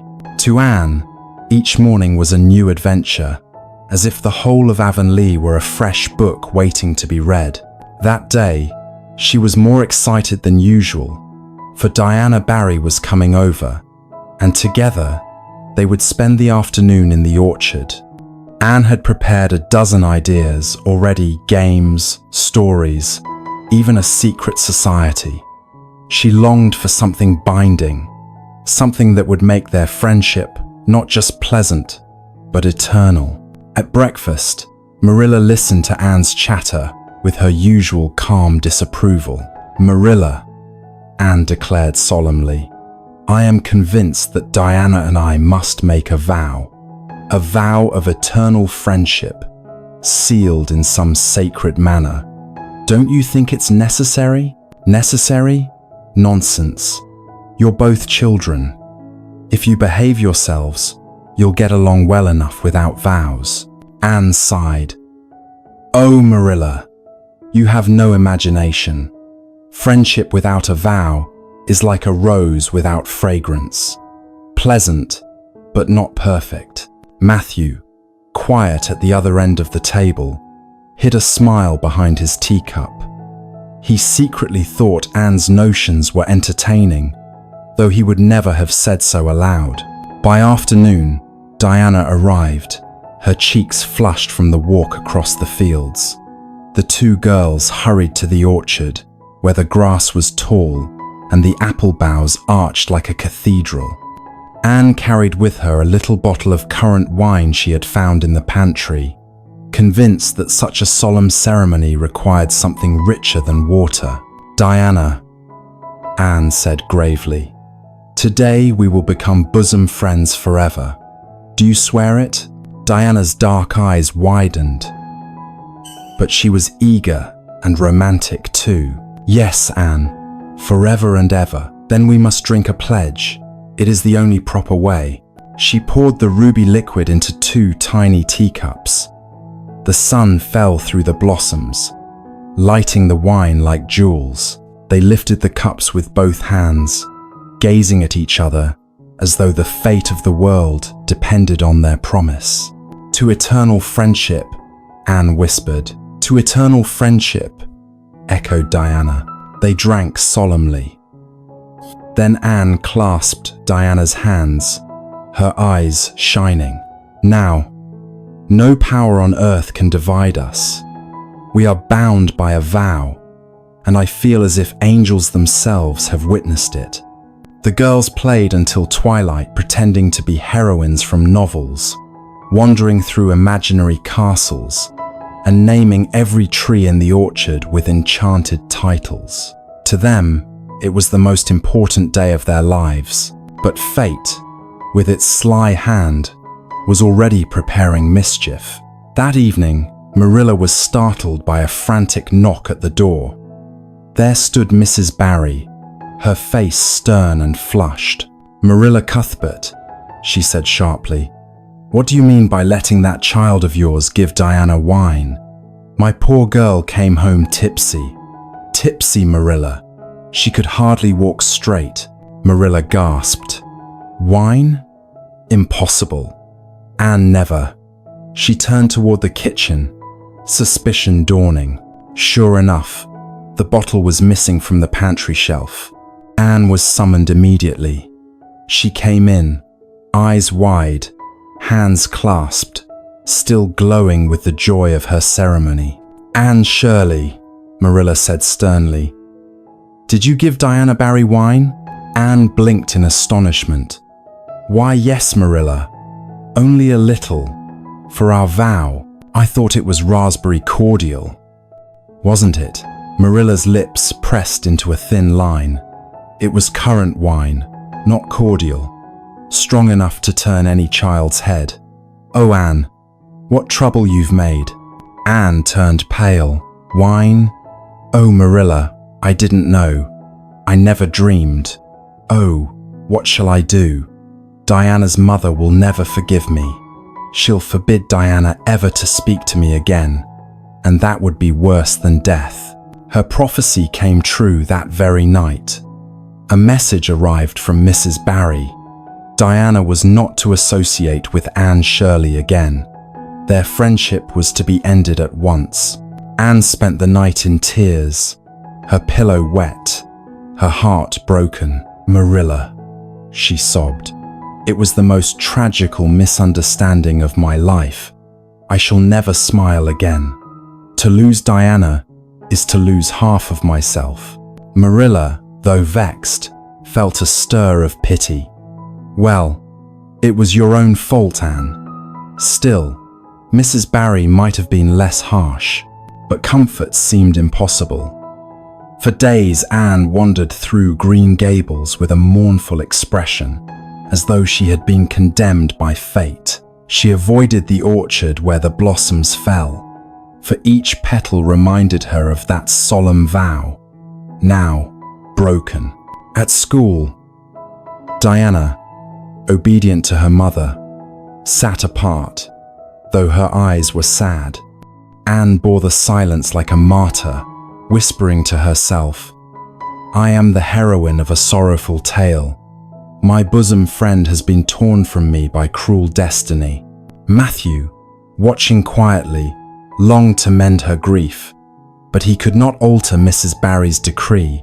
Yet time has a way of softening even the sharpest pain. Anne, though still sorrowful, poured her energy into her studies and stories, vowing that someday Barry would see she was not a wicked girl. And in the quiet of her room at night, Anne whispered into the dark, "Diana and I are bound by our vow, even if the world forbids us. No misunderstanding can truly break eternal friendship." Her young heart, bruised though it was, held fast to hope. For Anne Shirley, hope was the truest vow of all. Summer had come full and golden to Avonlea. The orchards were heavy with fragrance, the fields spread wide under the blue sky, and the lake of shining waters shimmered in the distance like a jewel dropped from heaven. For Anne Shirley, every day now carried both joy and sorrow. Joy, because the world was so beautiful, it nearly made her heart ache. Sorrow, because Diana Barry, her bosom friend, her vowed companion, was forbidden to visit Green Gables. Anne bore her grief bravely, but her imagination refused to let her sit idle. She discovered that when sorrow pressed too hard, anticipation could be a wonderful balm, for nothing was quite as sweet to Anne as looking forward to something grand. And so, when Marilla announced that Sunday school picnics were to be held in the grove near the sea, Anne's whole being lit up with expectation. "A picnic!" she cried, clasping her hands as though the word itself were magic. "Oh, Marilla, how I have dreamed of it. To eat ice cream beneath the trees, to feel the sea breeze in my hair. Oh, I am convinced that heaven must be like a picnic." Marilla, folding laundry at the table, raised her eyebrows. "Just a gathering with food, Anne. Don't expect more than that." But Anne was not to be dissuaded. She declared that anticipation was half the delight. "I am enjoying it already, Marilla, though it is still a week away. Every moment is like unwrapping a gift, bit by bit. By the time the day arrives, I shall have lived through it a dozen times in my imagination." Matthew, listening from the porch, gave a quiet chuckle. He loved how Anne's words colored even the plainest things. Still, there was one cloud on her horizon. Diana would be at the picnic, but bound by her mother's decree, she must keep her distance. The thought pricked Anne's heart. Yet she clung to the hope that even a glimpse of Diana's smile would be a treasure. In the evenings, Anne lay awake in the east gable, inventing every detail of the coming day. She imagined the picnic tables groaning under cakes and pies, the laughter of children in the grove, the waves rolling against the shore. She pictured herself in her plain dress, wishing it were finer, yet deciding that joy could make any dress beautiful. The week passed slowly, agonizingly so, for anticipation is both sweet and cruel. Each morning Anne asked Marilla how many days were left, and each evening she counted them again like pearls on a string. Finally, the day arrived. Anne awoke with the sun, her heart racing as though it were Christmas morning. She dressed carefully, smoothing her hair until it shone, and when Marilla handed her a neatly packed basket, she nearly danced with excitement. The grove was alive with people, families carrying hampers, children darting about like butterflies, ministers in black coats shaking hands. The air smelled of pine needles and salt. Anne's eyes widened. "Oh, Marilla, it is more wonderful than I ever dreamed." She hurried to join the other girls, her heart pounding when she saw Diana across the clearing. Their eyes met just for a second, and Anne felt a rush of warmth. Though they could not speak, that brief look was enough to reassure her that their vow still lived. Then came the delights Anne had so long anticipated. Games of tag beneath the trees, laughter echoing like bells, songs sung by the Sunday school children, and, at last, the great feast. There were chicken pies, frosted cakes, berries swimming in cream, and most magical of all, ice cream. Anne had never tasted it before. When the first spoonful touched her tongue, she closed her eyes in bliss. "Oh, Marilla," she whispered, "this is poetry in edible form. I feel as if I have tasted ambrosia itself."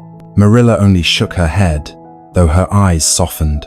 The day lingered like a golden dream. Anne carried every detail carefully in her memory. The sparkle of sunlight on the water, the way the wind lifted the girls' ribbons, the sound of Matthew laughing at a joke told by one of the farmers. She knew she would replay it all for months to come, and though she returned home with tired feet, her spirit was glowing. Don't night.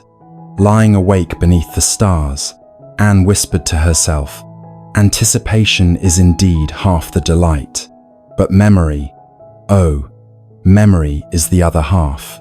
Between the two, life is very nearly perfect." Her heart, once heavy with loss, felt lighter. She understood now that joy could be found not only in having, but in longing, and not only in longing, but in remembering.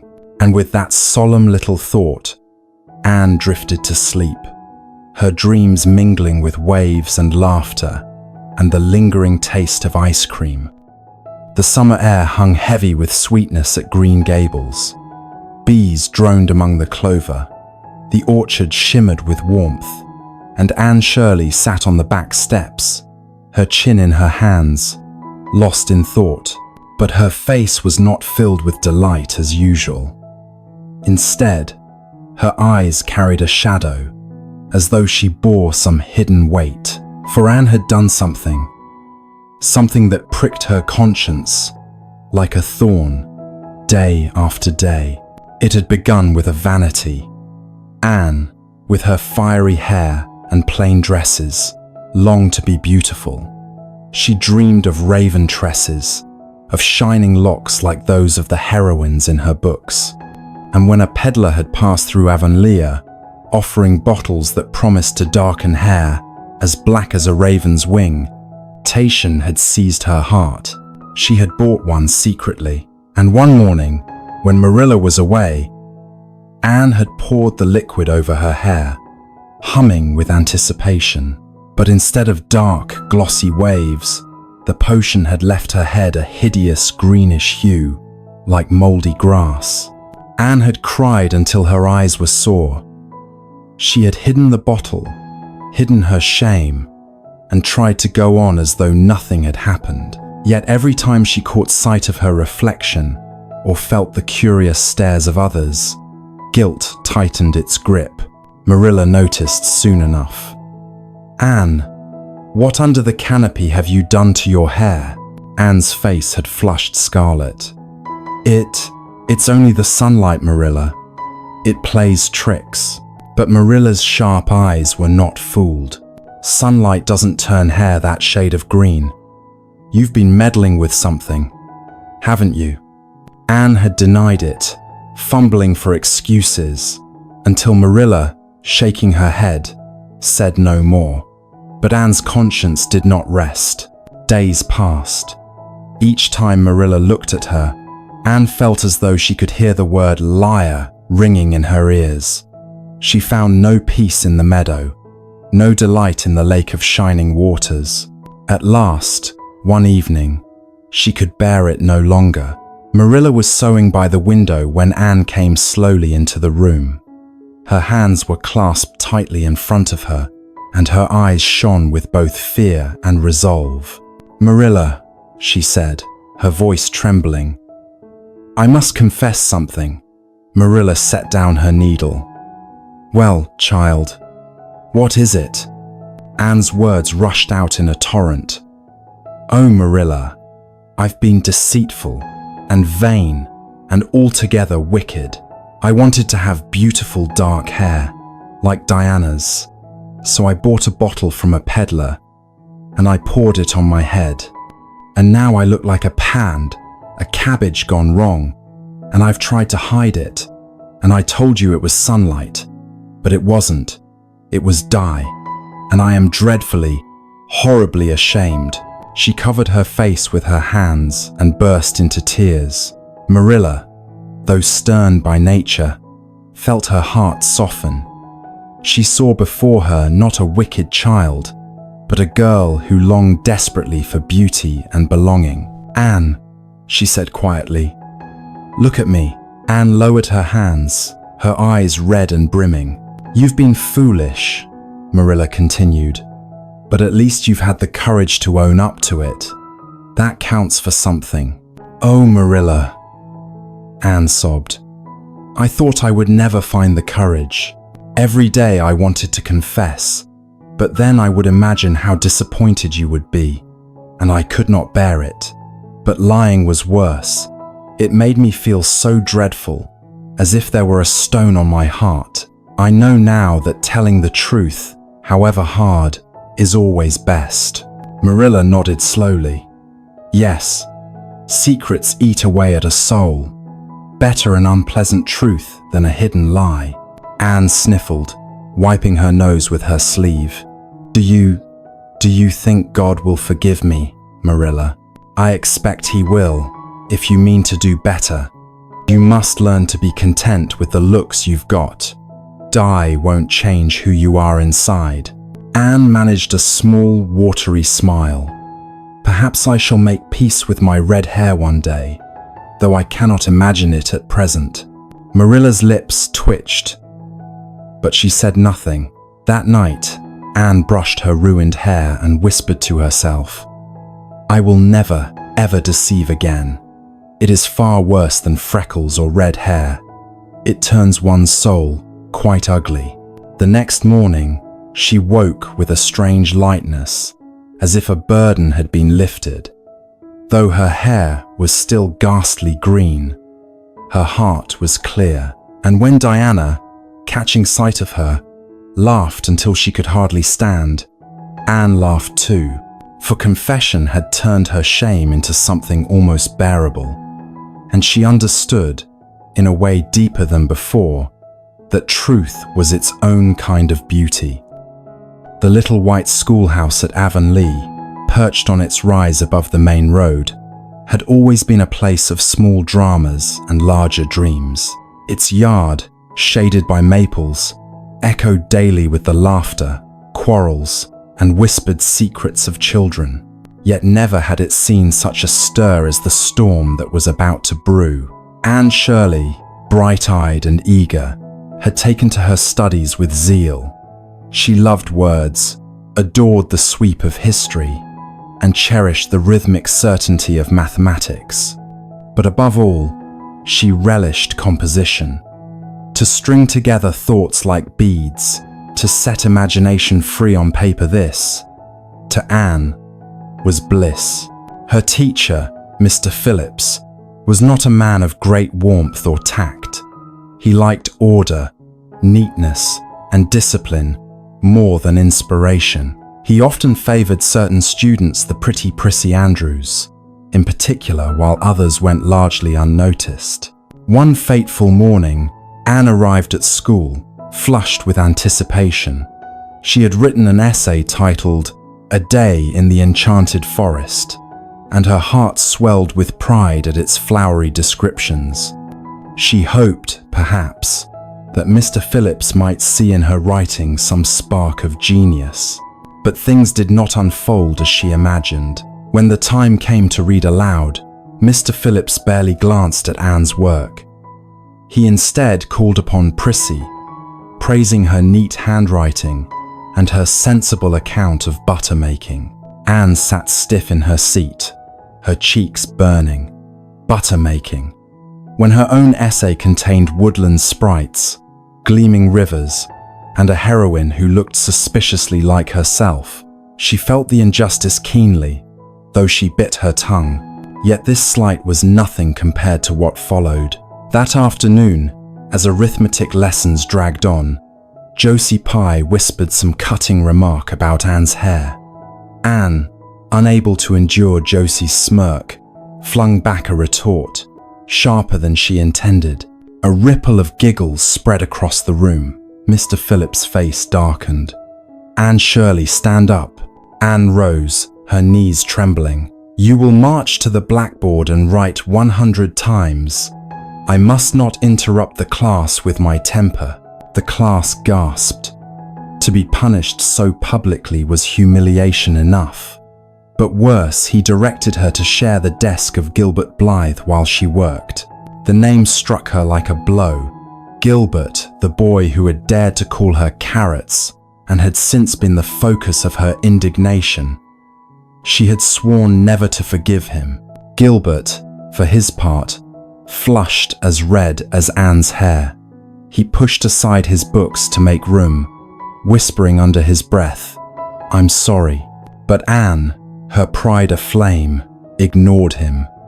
She sat stiffly, scratching her punishment upon the slate, while her classmates exchanged wide-eyed glances. By the time school ended, Anne's mortification was complete. She stalked home with Diana, her voice quivering with outrage. Never, never will I darken the door of that schoolhouse again, she declared. To be forced to sit with Gilbert Blythe, it is the greatest insult ever endured by mortal girl. I would rather perish in ignorance than return. Diana tried to soothe her. Perhaps it won't seem so dreadful tomorrow, Anne. Gilbert didn't mean any harm. He looked real sorry. But Anne's dramatic spirit was not to be calmed. Sorry cannot mend the wound to my dignity. I shall study at home. Marilla can hear my lessons, and Matthew will fetch me books. I will make myself more learned than all of them combined. Then they'll see. True to her word, Anne did not go to school the next day or the next week. Marilla raised her brows but did not argue. She believed, with some justice, that Anne's fiery resolve would cool in time. Meanwhile, Avonlea buzzed. The other children missed Anne's chatter, her quick laughter, her boundless imagination. Even Gilbert, though he tried to act indifferent, felt the absence keenly. He had meant no insult by his nickname, but pride prevented him from saying more. At Green Gables, Anne applied herself with fervor. Each morning, she recited geography and history to Marilla, who listened with a mixture of sternness and hidden amusement. In the evenings, Matthew would nod gravely as she explained the mysteries of algebra, though he understood little of it. "Doesn't it tire you, Anne?" Marilla asked one evening, watching her bent earnestly over a map. "Oh no," Anne answered. "Self-education is the most romantic thing in the world. Think of all the great men who studied in garrets or fields. Why should I not do the same? Only, I wish I had a loftier garret than the spare room." Still, despite her brave words, Anne sometimes gazed wistfully toward the road, where the other children passed on their way to school. She missed Diana most, for lessons recited by candlelight were not half so delightful as shared whispers at a worn wooden desk. The tempest of the title raged on for nearly 2 weeks, until Mrs. Rachel Lynde, with her usual brisk common sense, declared that matters had gone far enough. "It's a disgrace for a child to defy her teacher," she told Marilla. "Mark my words, Anne Shirley must go back, or she'll grow up headstrong and unmanageable.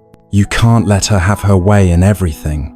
Marilla, though not fond of Mrs. Lynde's pronouncements, knew there was truth in them. That evening, she summoned Anne. "Child," she said, "this nonsense must end. You'll return to school tomorrow." Anne's lips trembled. "Oh, Marilla, must I? The memory of that humiliation burns me still. To face them all again, it feels impossible. Life is full of things we'd rather not face." Marilla replied firmly. "The sooner you learn that, the better. Pride mustn't rule you, Anne. Besides, you need proper teaching if you're to make anything of yourself." Anne's eyes filled with tears, but she lifted her chin. "Very well, Marilla. I will go, but I shall never, never speak to Gilbert Blythe again. That I vow."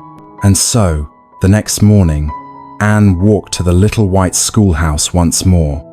The maples whispered above her, and the children stared as she entered, cheeks flushed but steps steady. The tempest, like many storms, had blown itself out, yet its mark remained in Anne's vow of silence toward Gilbert, and in the proud determination that burned brighter than ever in her heart. For Anne Shirley was learning, through triumphs and humiliations alike, what it meant to grow. It was a golden September afternoon at Green Gables, the kind of afternoon that seemed spun from sunlight and crisp air. The orchards glowed with ripening apples, the maples whispered with the first hint of autumn, and Anne Shirley's heart fluttered with anticipation. For today, at long last, Diana Barry was coming to tea. Anne had dreamed of this moment. Ever since she and Diana had sworn eternal friendship beneath the old orchard trees, she had longed to play hostess, to pour tea with dignity, and to share a table laden with delicacies. Now Marilla had given permission, with the simple instruction, "You may invite Diana this afternoon." Mind you, behave properly. Behave properly. The words echoed like a solemn vow in Anne's imagination. She would be a gracious hostess, a model of refinement. Nothing, absolutely nothing, must go wrong. When Diana arrived, her cheeks glowing from the walk and her dark eyes shining, Anne welcomed her with all the ceremony she could muster.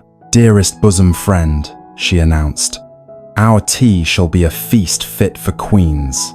Marilla, practical as ever, had prepared a loaf of fruitcake, some raspberry tarts, and a jug of what she believed to be currant wine. "You may use this for your tea party," she told Anne. "Just remember to be careful with the dishes." Anne's eyes sparkled. Raspberry cordial. Oh, how wonderful it will be to drink it from real glasses, like ladies. The two girls set the table with earnest care. Anne placed a sprig of geranium in a small vase, while Diana admired the glossy sheen of the fruitcake. They poured the rich red liquid into tall tumblers, and Anne raised her glass with a flourish. "To friendship," she declared. "To friendship," echoed Diana, and they drank deeply. The cordial was sweet and strong, with a curious warmth that spread through Diana's cheeks. She drank one glass, then another, while Anne chatted happily about castles in Spain, heroic adventures, and all the grand things they might one day do together. By the time Diana finished her third tumbler, her laughter had grown louder, her eyes brighter. "Oh, Anne," she giggled, "your tea parties are splendid. I've never felt so queerly jolly in my life." Anne, delighted at her friend's enthusiasm, poured a fourth glass. "Have as much as you like, Diana. There is plenty for us both." But soon, Diana grew unsteady. She leaned back in her chair, giggling uncontrollably. I think I must go home," she hiccuped, clutching her head. Alarm swept over Anne. "Oh, Diana, are you ill? Was it the fruitcake? The tarts? Or perhaps the raspberry cordial disagreed with you?" "I feel strange," Diana mumbled, rising shakily to her feet. "Mother mustn't see me like this, oh."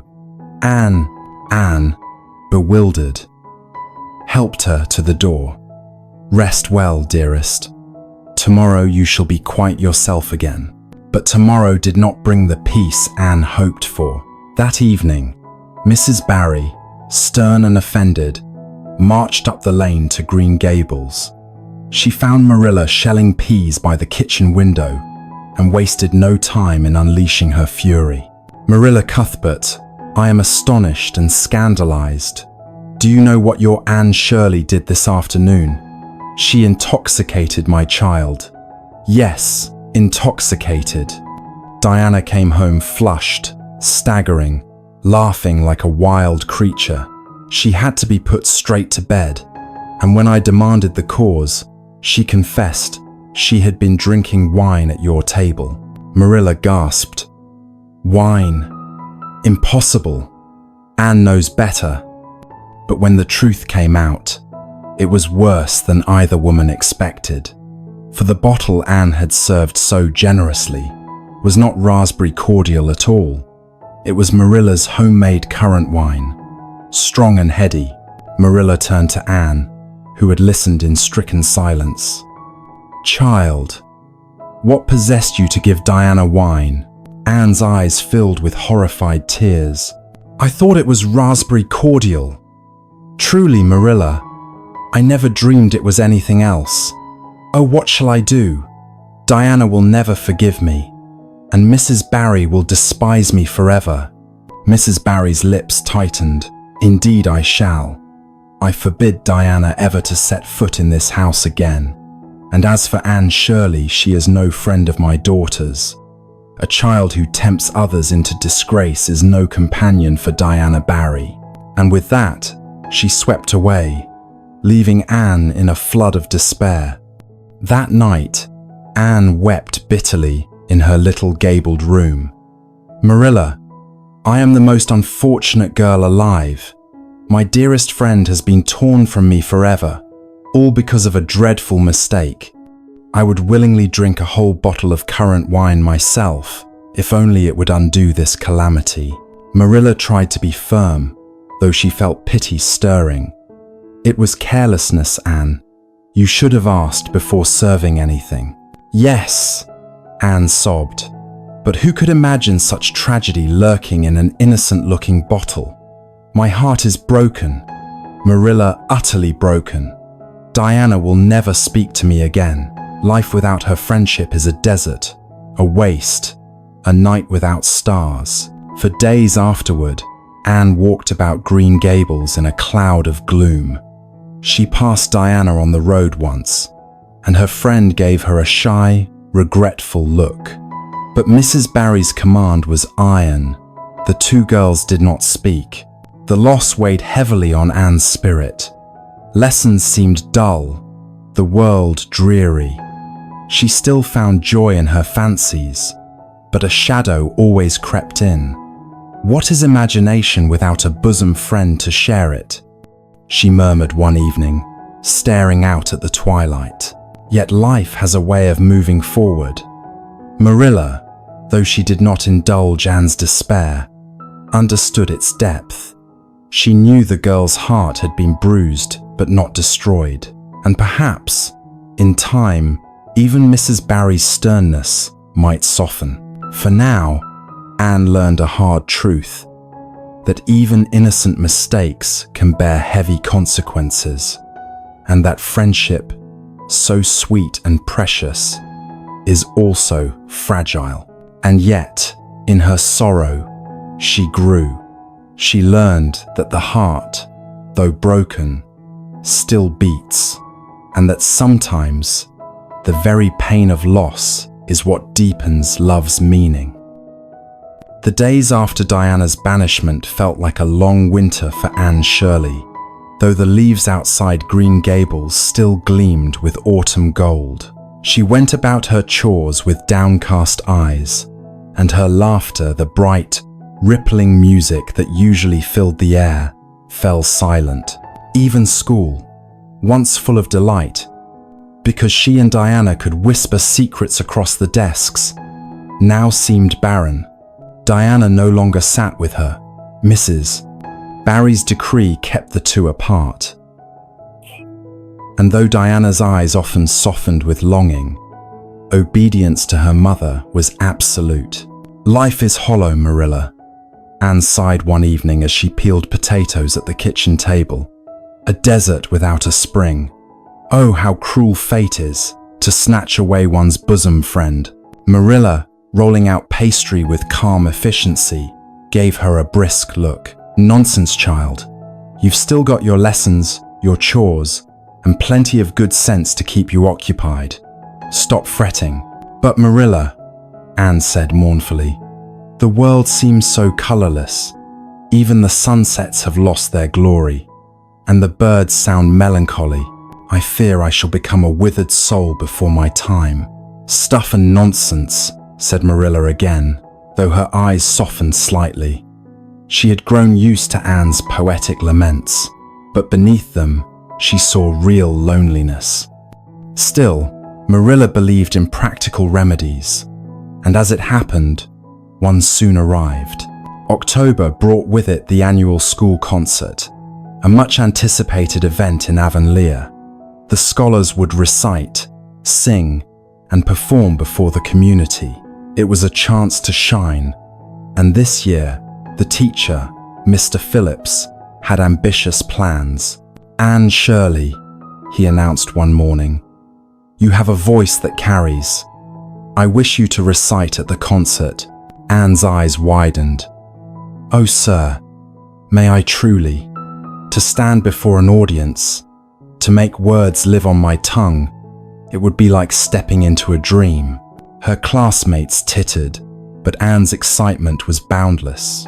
For days afterward, she practiced in the woods, declaiming verses to the listening trees, or in her little gable room, where the slanting light caught her animated face.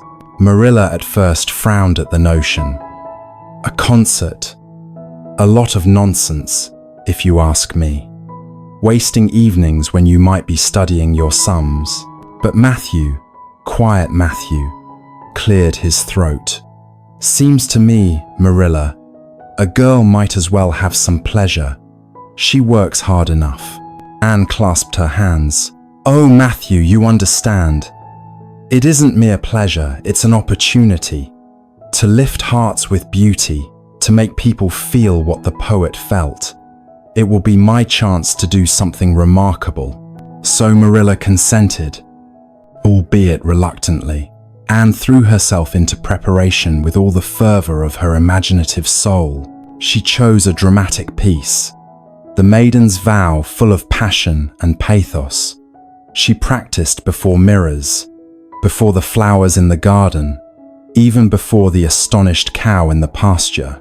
Green Gables soon rang with her clear young voice. Forever and forever, I swear upon this token. Matthew would pause in the barn, listening with wonder, while Marilla muttered that the girl would wear herself hoarse. But secretly, even Marilla felt a little thrill at Anne's spirit. The concert became Anne's new interest in life. The sorrow of losing Diana still ached, but the promise of the stage offered a kind of balm. At school, other children noticed her transformation. Gilbert Blythe, in particular, watched her with keen eyes. He still bore the sting of Anne's refusal to forgive him for calling her carrots, but admiration flickered in his gaze whenever she practiced. One afternoon, he dared to say, "You'll be the best reciter there, Anne Shirley." Anne, lifting her chin, replied coldly, "Thank you, Mr. Blythe, but praise from you is not necessary." Still, his words lingered, and perhaps, deep down, she felt a secret glow. The night of the concert arrived. The little hall in Avonlea was crowded. Lanterns cast a golden glow, and the air buzzed with excitement. Farmers, mothers with babies, young folk in their best clothes, all had gathered to see what the children could do. Backstage, Anne trembled with nervous joy. "Oh, Marilla," she whispered, "if I succeed tonight, it will be the crowning moment of my existence." Marilla, sitting stiffly in the audience, folded her hands. She would not admit it, but her heart beat a little faster, too. Matthew sat beside her, beaming with quiet pride. When Anne's turn came, she stepped onto the stage. The hall grew hushed. She stood tall, eyes shining, her red hair a fiery crown in the lamplight, and then she began. Her voice rose, clear and ringing, carrying the words with passion. She poured all her imagination, all her longing, into the lines. The maiden's vow was her own vow, the sorrow her sorrow, the triumph her triumph. The audience leaned forward, breathless. When she ended, a wave of applause thundered through the hall. People clapped, cheered, even stamped their feet. Anne's cheeks glowed like roses. She made a graceful little bow, her eyes alight with triumph. Back in her seat, she whispered to herself, "This is happiness. To touch hearts with words, it is almost like creating magic." Marilla, though she merely said, "Well, you didn't disgrace yourself, that's certain," felt a swelling pride she could not hide. Matthew, less restrained, declared, "You were just splendid, Anne, splendid." In the days that followed, Anne's fame spread through Avonlea. People stopped her on the road to compliment her. Mrs. Lind, who rarely praised anyone without a "but," announced, "Anne Shirley recited like a born actress. Mark my words, that child will amount to something yet." Anne basked in the glow. It did not erase her sorrow for Diana, but it gave her a new sense of purpose. She had discovered a gift within herself, a power of expression, a voice that could stir hearts. and though she still longed for her bosom friend, she whispered one night before sleep, "Perhaps life is not wholly a desert after all. Perhaps there are many springs yet to be found." In this way, Anne's grief turned to growth. She learned that even when one door closes, sometimes suddenly, painfully, another opens, leading to unexpected joy. The concert was not merely an event. It was a turning point, showing her that beauty could still bloom in the soil of loss. And so the girl of Green Gables stepped a little further into her own story, still tender, still dreaming, but stronger than before. It was a quiet afternoon at Green Gables. The October sky stretched wide and clear, and a cool wind rustled through the orchard leaves. Anne was upstairs in her little gable room, bent over her lessons, though her thoughts strayed often to dreams far more romantic than fractions and history dates. Downstairs, Marilla had gone to visit a neighbor, leaving Anne in charge of the house.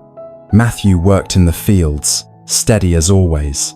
It seemed an ordinary day until a frantic knock rattled the kitchen door. Anne flew down the stairs and opened it.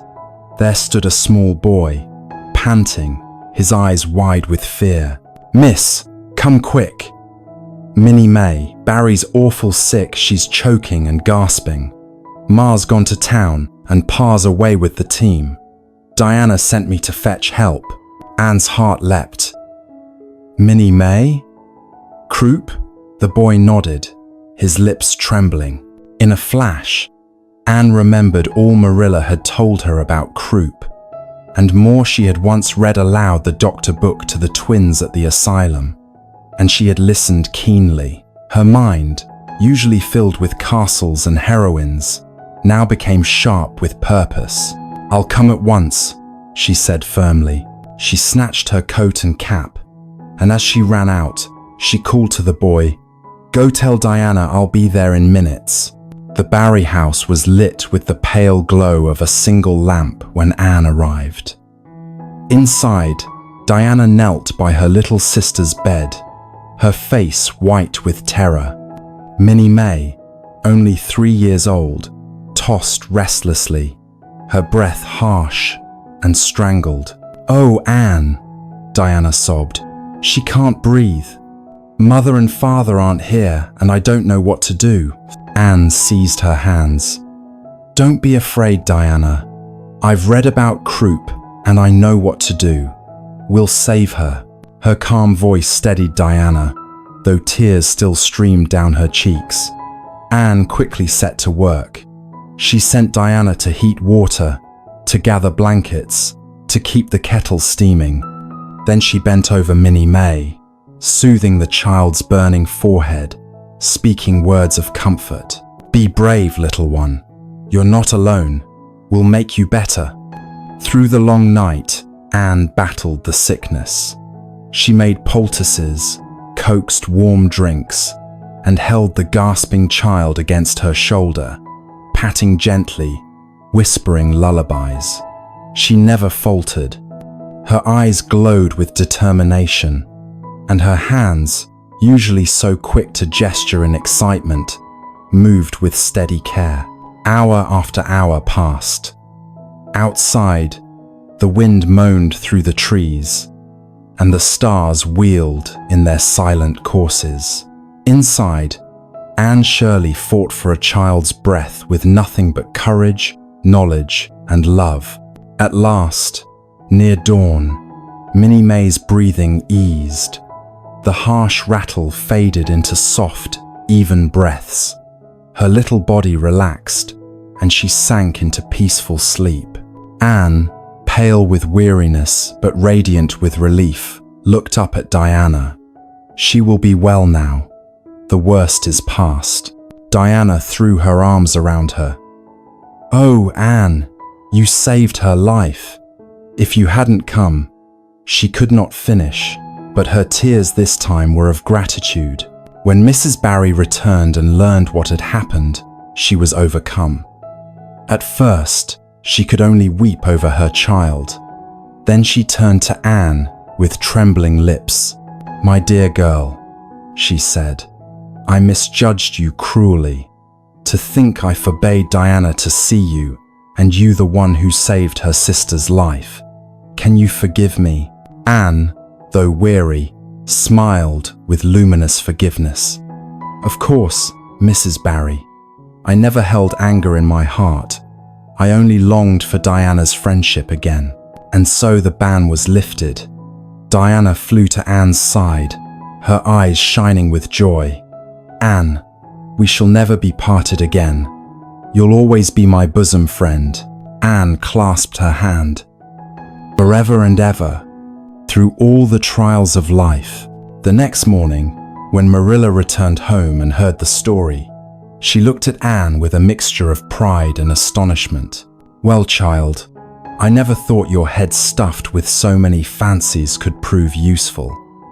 But it seems your imagination isn't all nonsense after all." Anne laughed softly. "Sometimes, Marilla, the most romantic thing in the world is to save a life." Matthew, listening from his chair, nodded slowly. "That girl's got the making of a fine woman," he said simply. And Anne, though she was bone-tired, felt a warm glow inside her heart. She had discovered that beyond dreams and stories, she possessed courage, knowledge, and the power to act. From that day forward, people in Avonlea looked at Anne Shirley with new eyes. She was not only the fanciful orphan with red hair and wild speeches, she was also the girl who had risen to the occasion, who had saved little Minnie May Barry from death. Mrs. Lynde, in particular, spread the tale far and wide, declaring, "It was Providence that brought Anne to Green Gables. Mark my words, she'll be a blessing in this community." Anne, hearing such praise, blushed and whispered to Diana, "It was not Providence, it was just knowing what to do. But if it means I may be your bosom friend again, then I am more grateful than words can tell." And so, from sorrow grew joy. The shadow that had darkened Anne's days since the fateful tea party was lifted. Once again, she and Diana walked hand in hand along Lover's Lane, whispered secrets beneath the willows, and dreamed their splendid dreams together. Avonlea was astir with excitement. The Sunday school was to hold its grand Christmas concert, and for weeks the children had been rehearsing carols, recitations, and dialogues. For Anne Shirley, the event shone in her imagination like a star. She had long dreamed of standing before an audience, her face aglow, her words flowing like music, and of seeing people moved, even enchanted, by her performance. To her delight, she was chosen to recite "Curfew Shall Not Ring Tonight." It was a dramatic piece, full of passion, sacrifice, and ringing emotion. Anne felt it suited her soul perfectly. She practiced before the mirror, sweeping her arms, letting her voice rise and fall like a tide. Even Marilla, skeptical at first, admitted grudgingly, "The child has a knack for words. She makes you see what she's saying." Diana, of course, was full of enthusiasm. "You'll be the star of the concert, Anne. Everyone will talk about it for months." Anne clasped her hands, eyes shining. "Oh, Diana, it's the fulfillment of one of my dearest dreams. To stand before a crowd and give them not just words, but feelings, tears, joy, courage. If only I can keep from fainting or forgetting my lines." At last, the great night arrived. Green Gables hummed with preparation. Marilla starched Anne's white dress until it rustled like leaves in the wind, and Matthew ventured into Carmody to buy her a pair of shining slippers and a hair ribbon of pale blue. Anne, when she saw them, nearly wept for joy. "Matthew, you are the kindest, most romantic soul in the world," she exclaimed, throwing her arms around his startled neck. He only blushed and muttered, "Well now, well now." The church was crowded that evening. Lanterns glowed softly, casting golden light on wreaths of cedar and fir. The children sat in nervous rows, whispering and giggling, while the grown-ups filled the benches with expectant faces. Anne's turn came near the middle of the program. As she stepped forward, her slender figure in white, her hair gleaming under the lamps, a hush fell over the room. She began softly, then stronger, her voice carrying clear and full. Every word lived on her lips. When she spoke of peril, the audience leaned forward. When she pleaded for mercy, eyes grew moist. When the great bell rang in triumph, her voice rose like the peal itself, thrilling and victorious. When she finished, the hall erupted in applause. Anne stood trembling, her cheeks aflame, her eyes shining like stars. For one brief moment, she felt as if she had touched greatness. "Oh, Diana," she whispered later, "I was so happy. I thought I might die of joy." But fate, as often happens, had another scene prepared. After the concert, Diana invited Anne to spend the night at Orchard Slope. Mrs. Barry, still full of gratitude for Anne's rescue of little Minnie May, welcomed her warmly. "Stay, child," she said. "After such a night, you need laughter and rest." The two girls went up to Diana's cozy room, still giddy from the evening's triumphs. They whispered, giggled, and finally decided that nothing would be so delightful as a midnight feast. Diana slipped away to the pantry and returned with a rich fruitcake, a jar of jam, and, most enticing of all, a tall green bottle of what she believed to be raspberry cordial. "Mother said we might have some," she explained. "Isn't it splendid?" Anne, who had never tasted cordial, was enchanted. The ruby liquid sparkled in the lamplight, and its sweet tang thrilled her tongue. Glass after glass she drank, growing merrier with each sip. She told stories, sang snatches of songs, and laughed until her sides ached. Diana too drank deeply, until her cheeks glowed and her giggles grew uncontrollable. At last, feeling rather dizzy, she declared she must sleep. Morning brought disaster. Mrs. Barry, discovering the empty bottle, turned pale. It was not raspberry cordial at all. It was currant wine, a potent brew. Her anger was swift. "To think you would lead Diana astray, Anne Shirley. I trusted you under my roof, and this is the result. You are never to speak to my child again." Anne, stricken, tried to explain, but Mrs. Barry would not listen. Diana, too ill and ashamed to protest, only wept. The blow was cruel. To be parted once more from her bosom friend, Anne's heart felt as if it had shattered into 1,000 pieces. Back at Green Gables, she flung herself on her bed and sobbed until the pillow was wet. Marilla listened sternly, but not without compassion. "You should have asked before drinking anything, Anne. Still, Mrs. Barry is harsh to blame you so utterly." Matthew, troubled, muttered, "It's too bad, real too bad. She's a good little girl." Anne wept bitterly. "Oh, Marilla, if you've ever loved a bosom friend, you'll understand how terrible it is. Life without Diana will be a desert. And to think it happened just when Mrs. Barry had begun to like me again. The concert was the happiest night of my life, and now it's all spoiled." Days passed in misery. Anne avoided the road to Orchard Slope, and Diana, equally sorrowful, dared not disobey her mother's command. They passed each other in school with downcast eyes, as though a wall had risen between them. Then came an unexpected turn. One evening, Mrs. Barry fell gravely ill. The doctor, summoned quickly, spoke of the need for constant care and comfort. Diana, overwhelmed, faltered in her duties. Remembering Anne's skill with Minnie May, She begged her mother, "May I not send for her? Just this once." At last, Mrs. Barry, too weak to refuse, consented. Anne came at once, her face pale with anxiety, but her heart full of tenderness. She moved quietly about the sick room, bringing broth, smoothing pillows, speaking gentle words. Through the long night she stayed, tireless and devoted.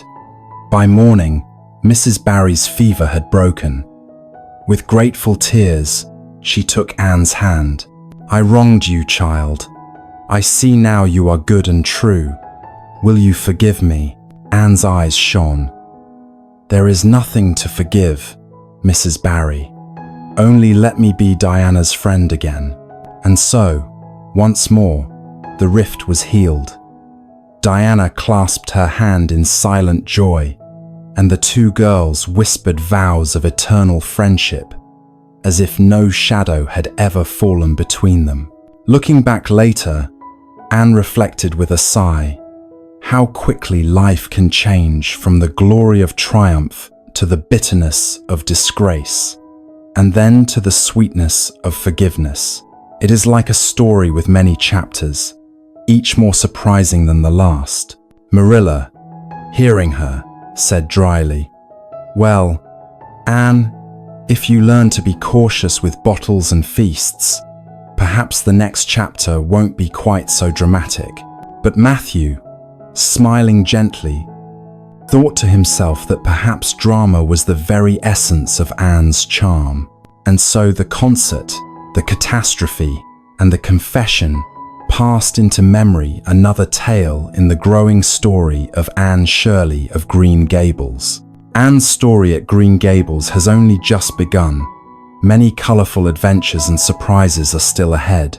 Don't forget to subscribe and turn on the bell to join the journey in the next part. See you soon.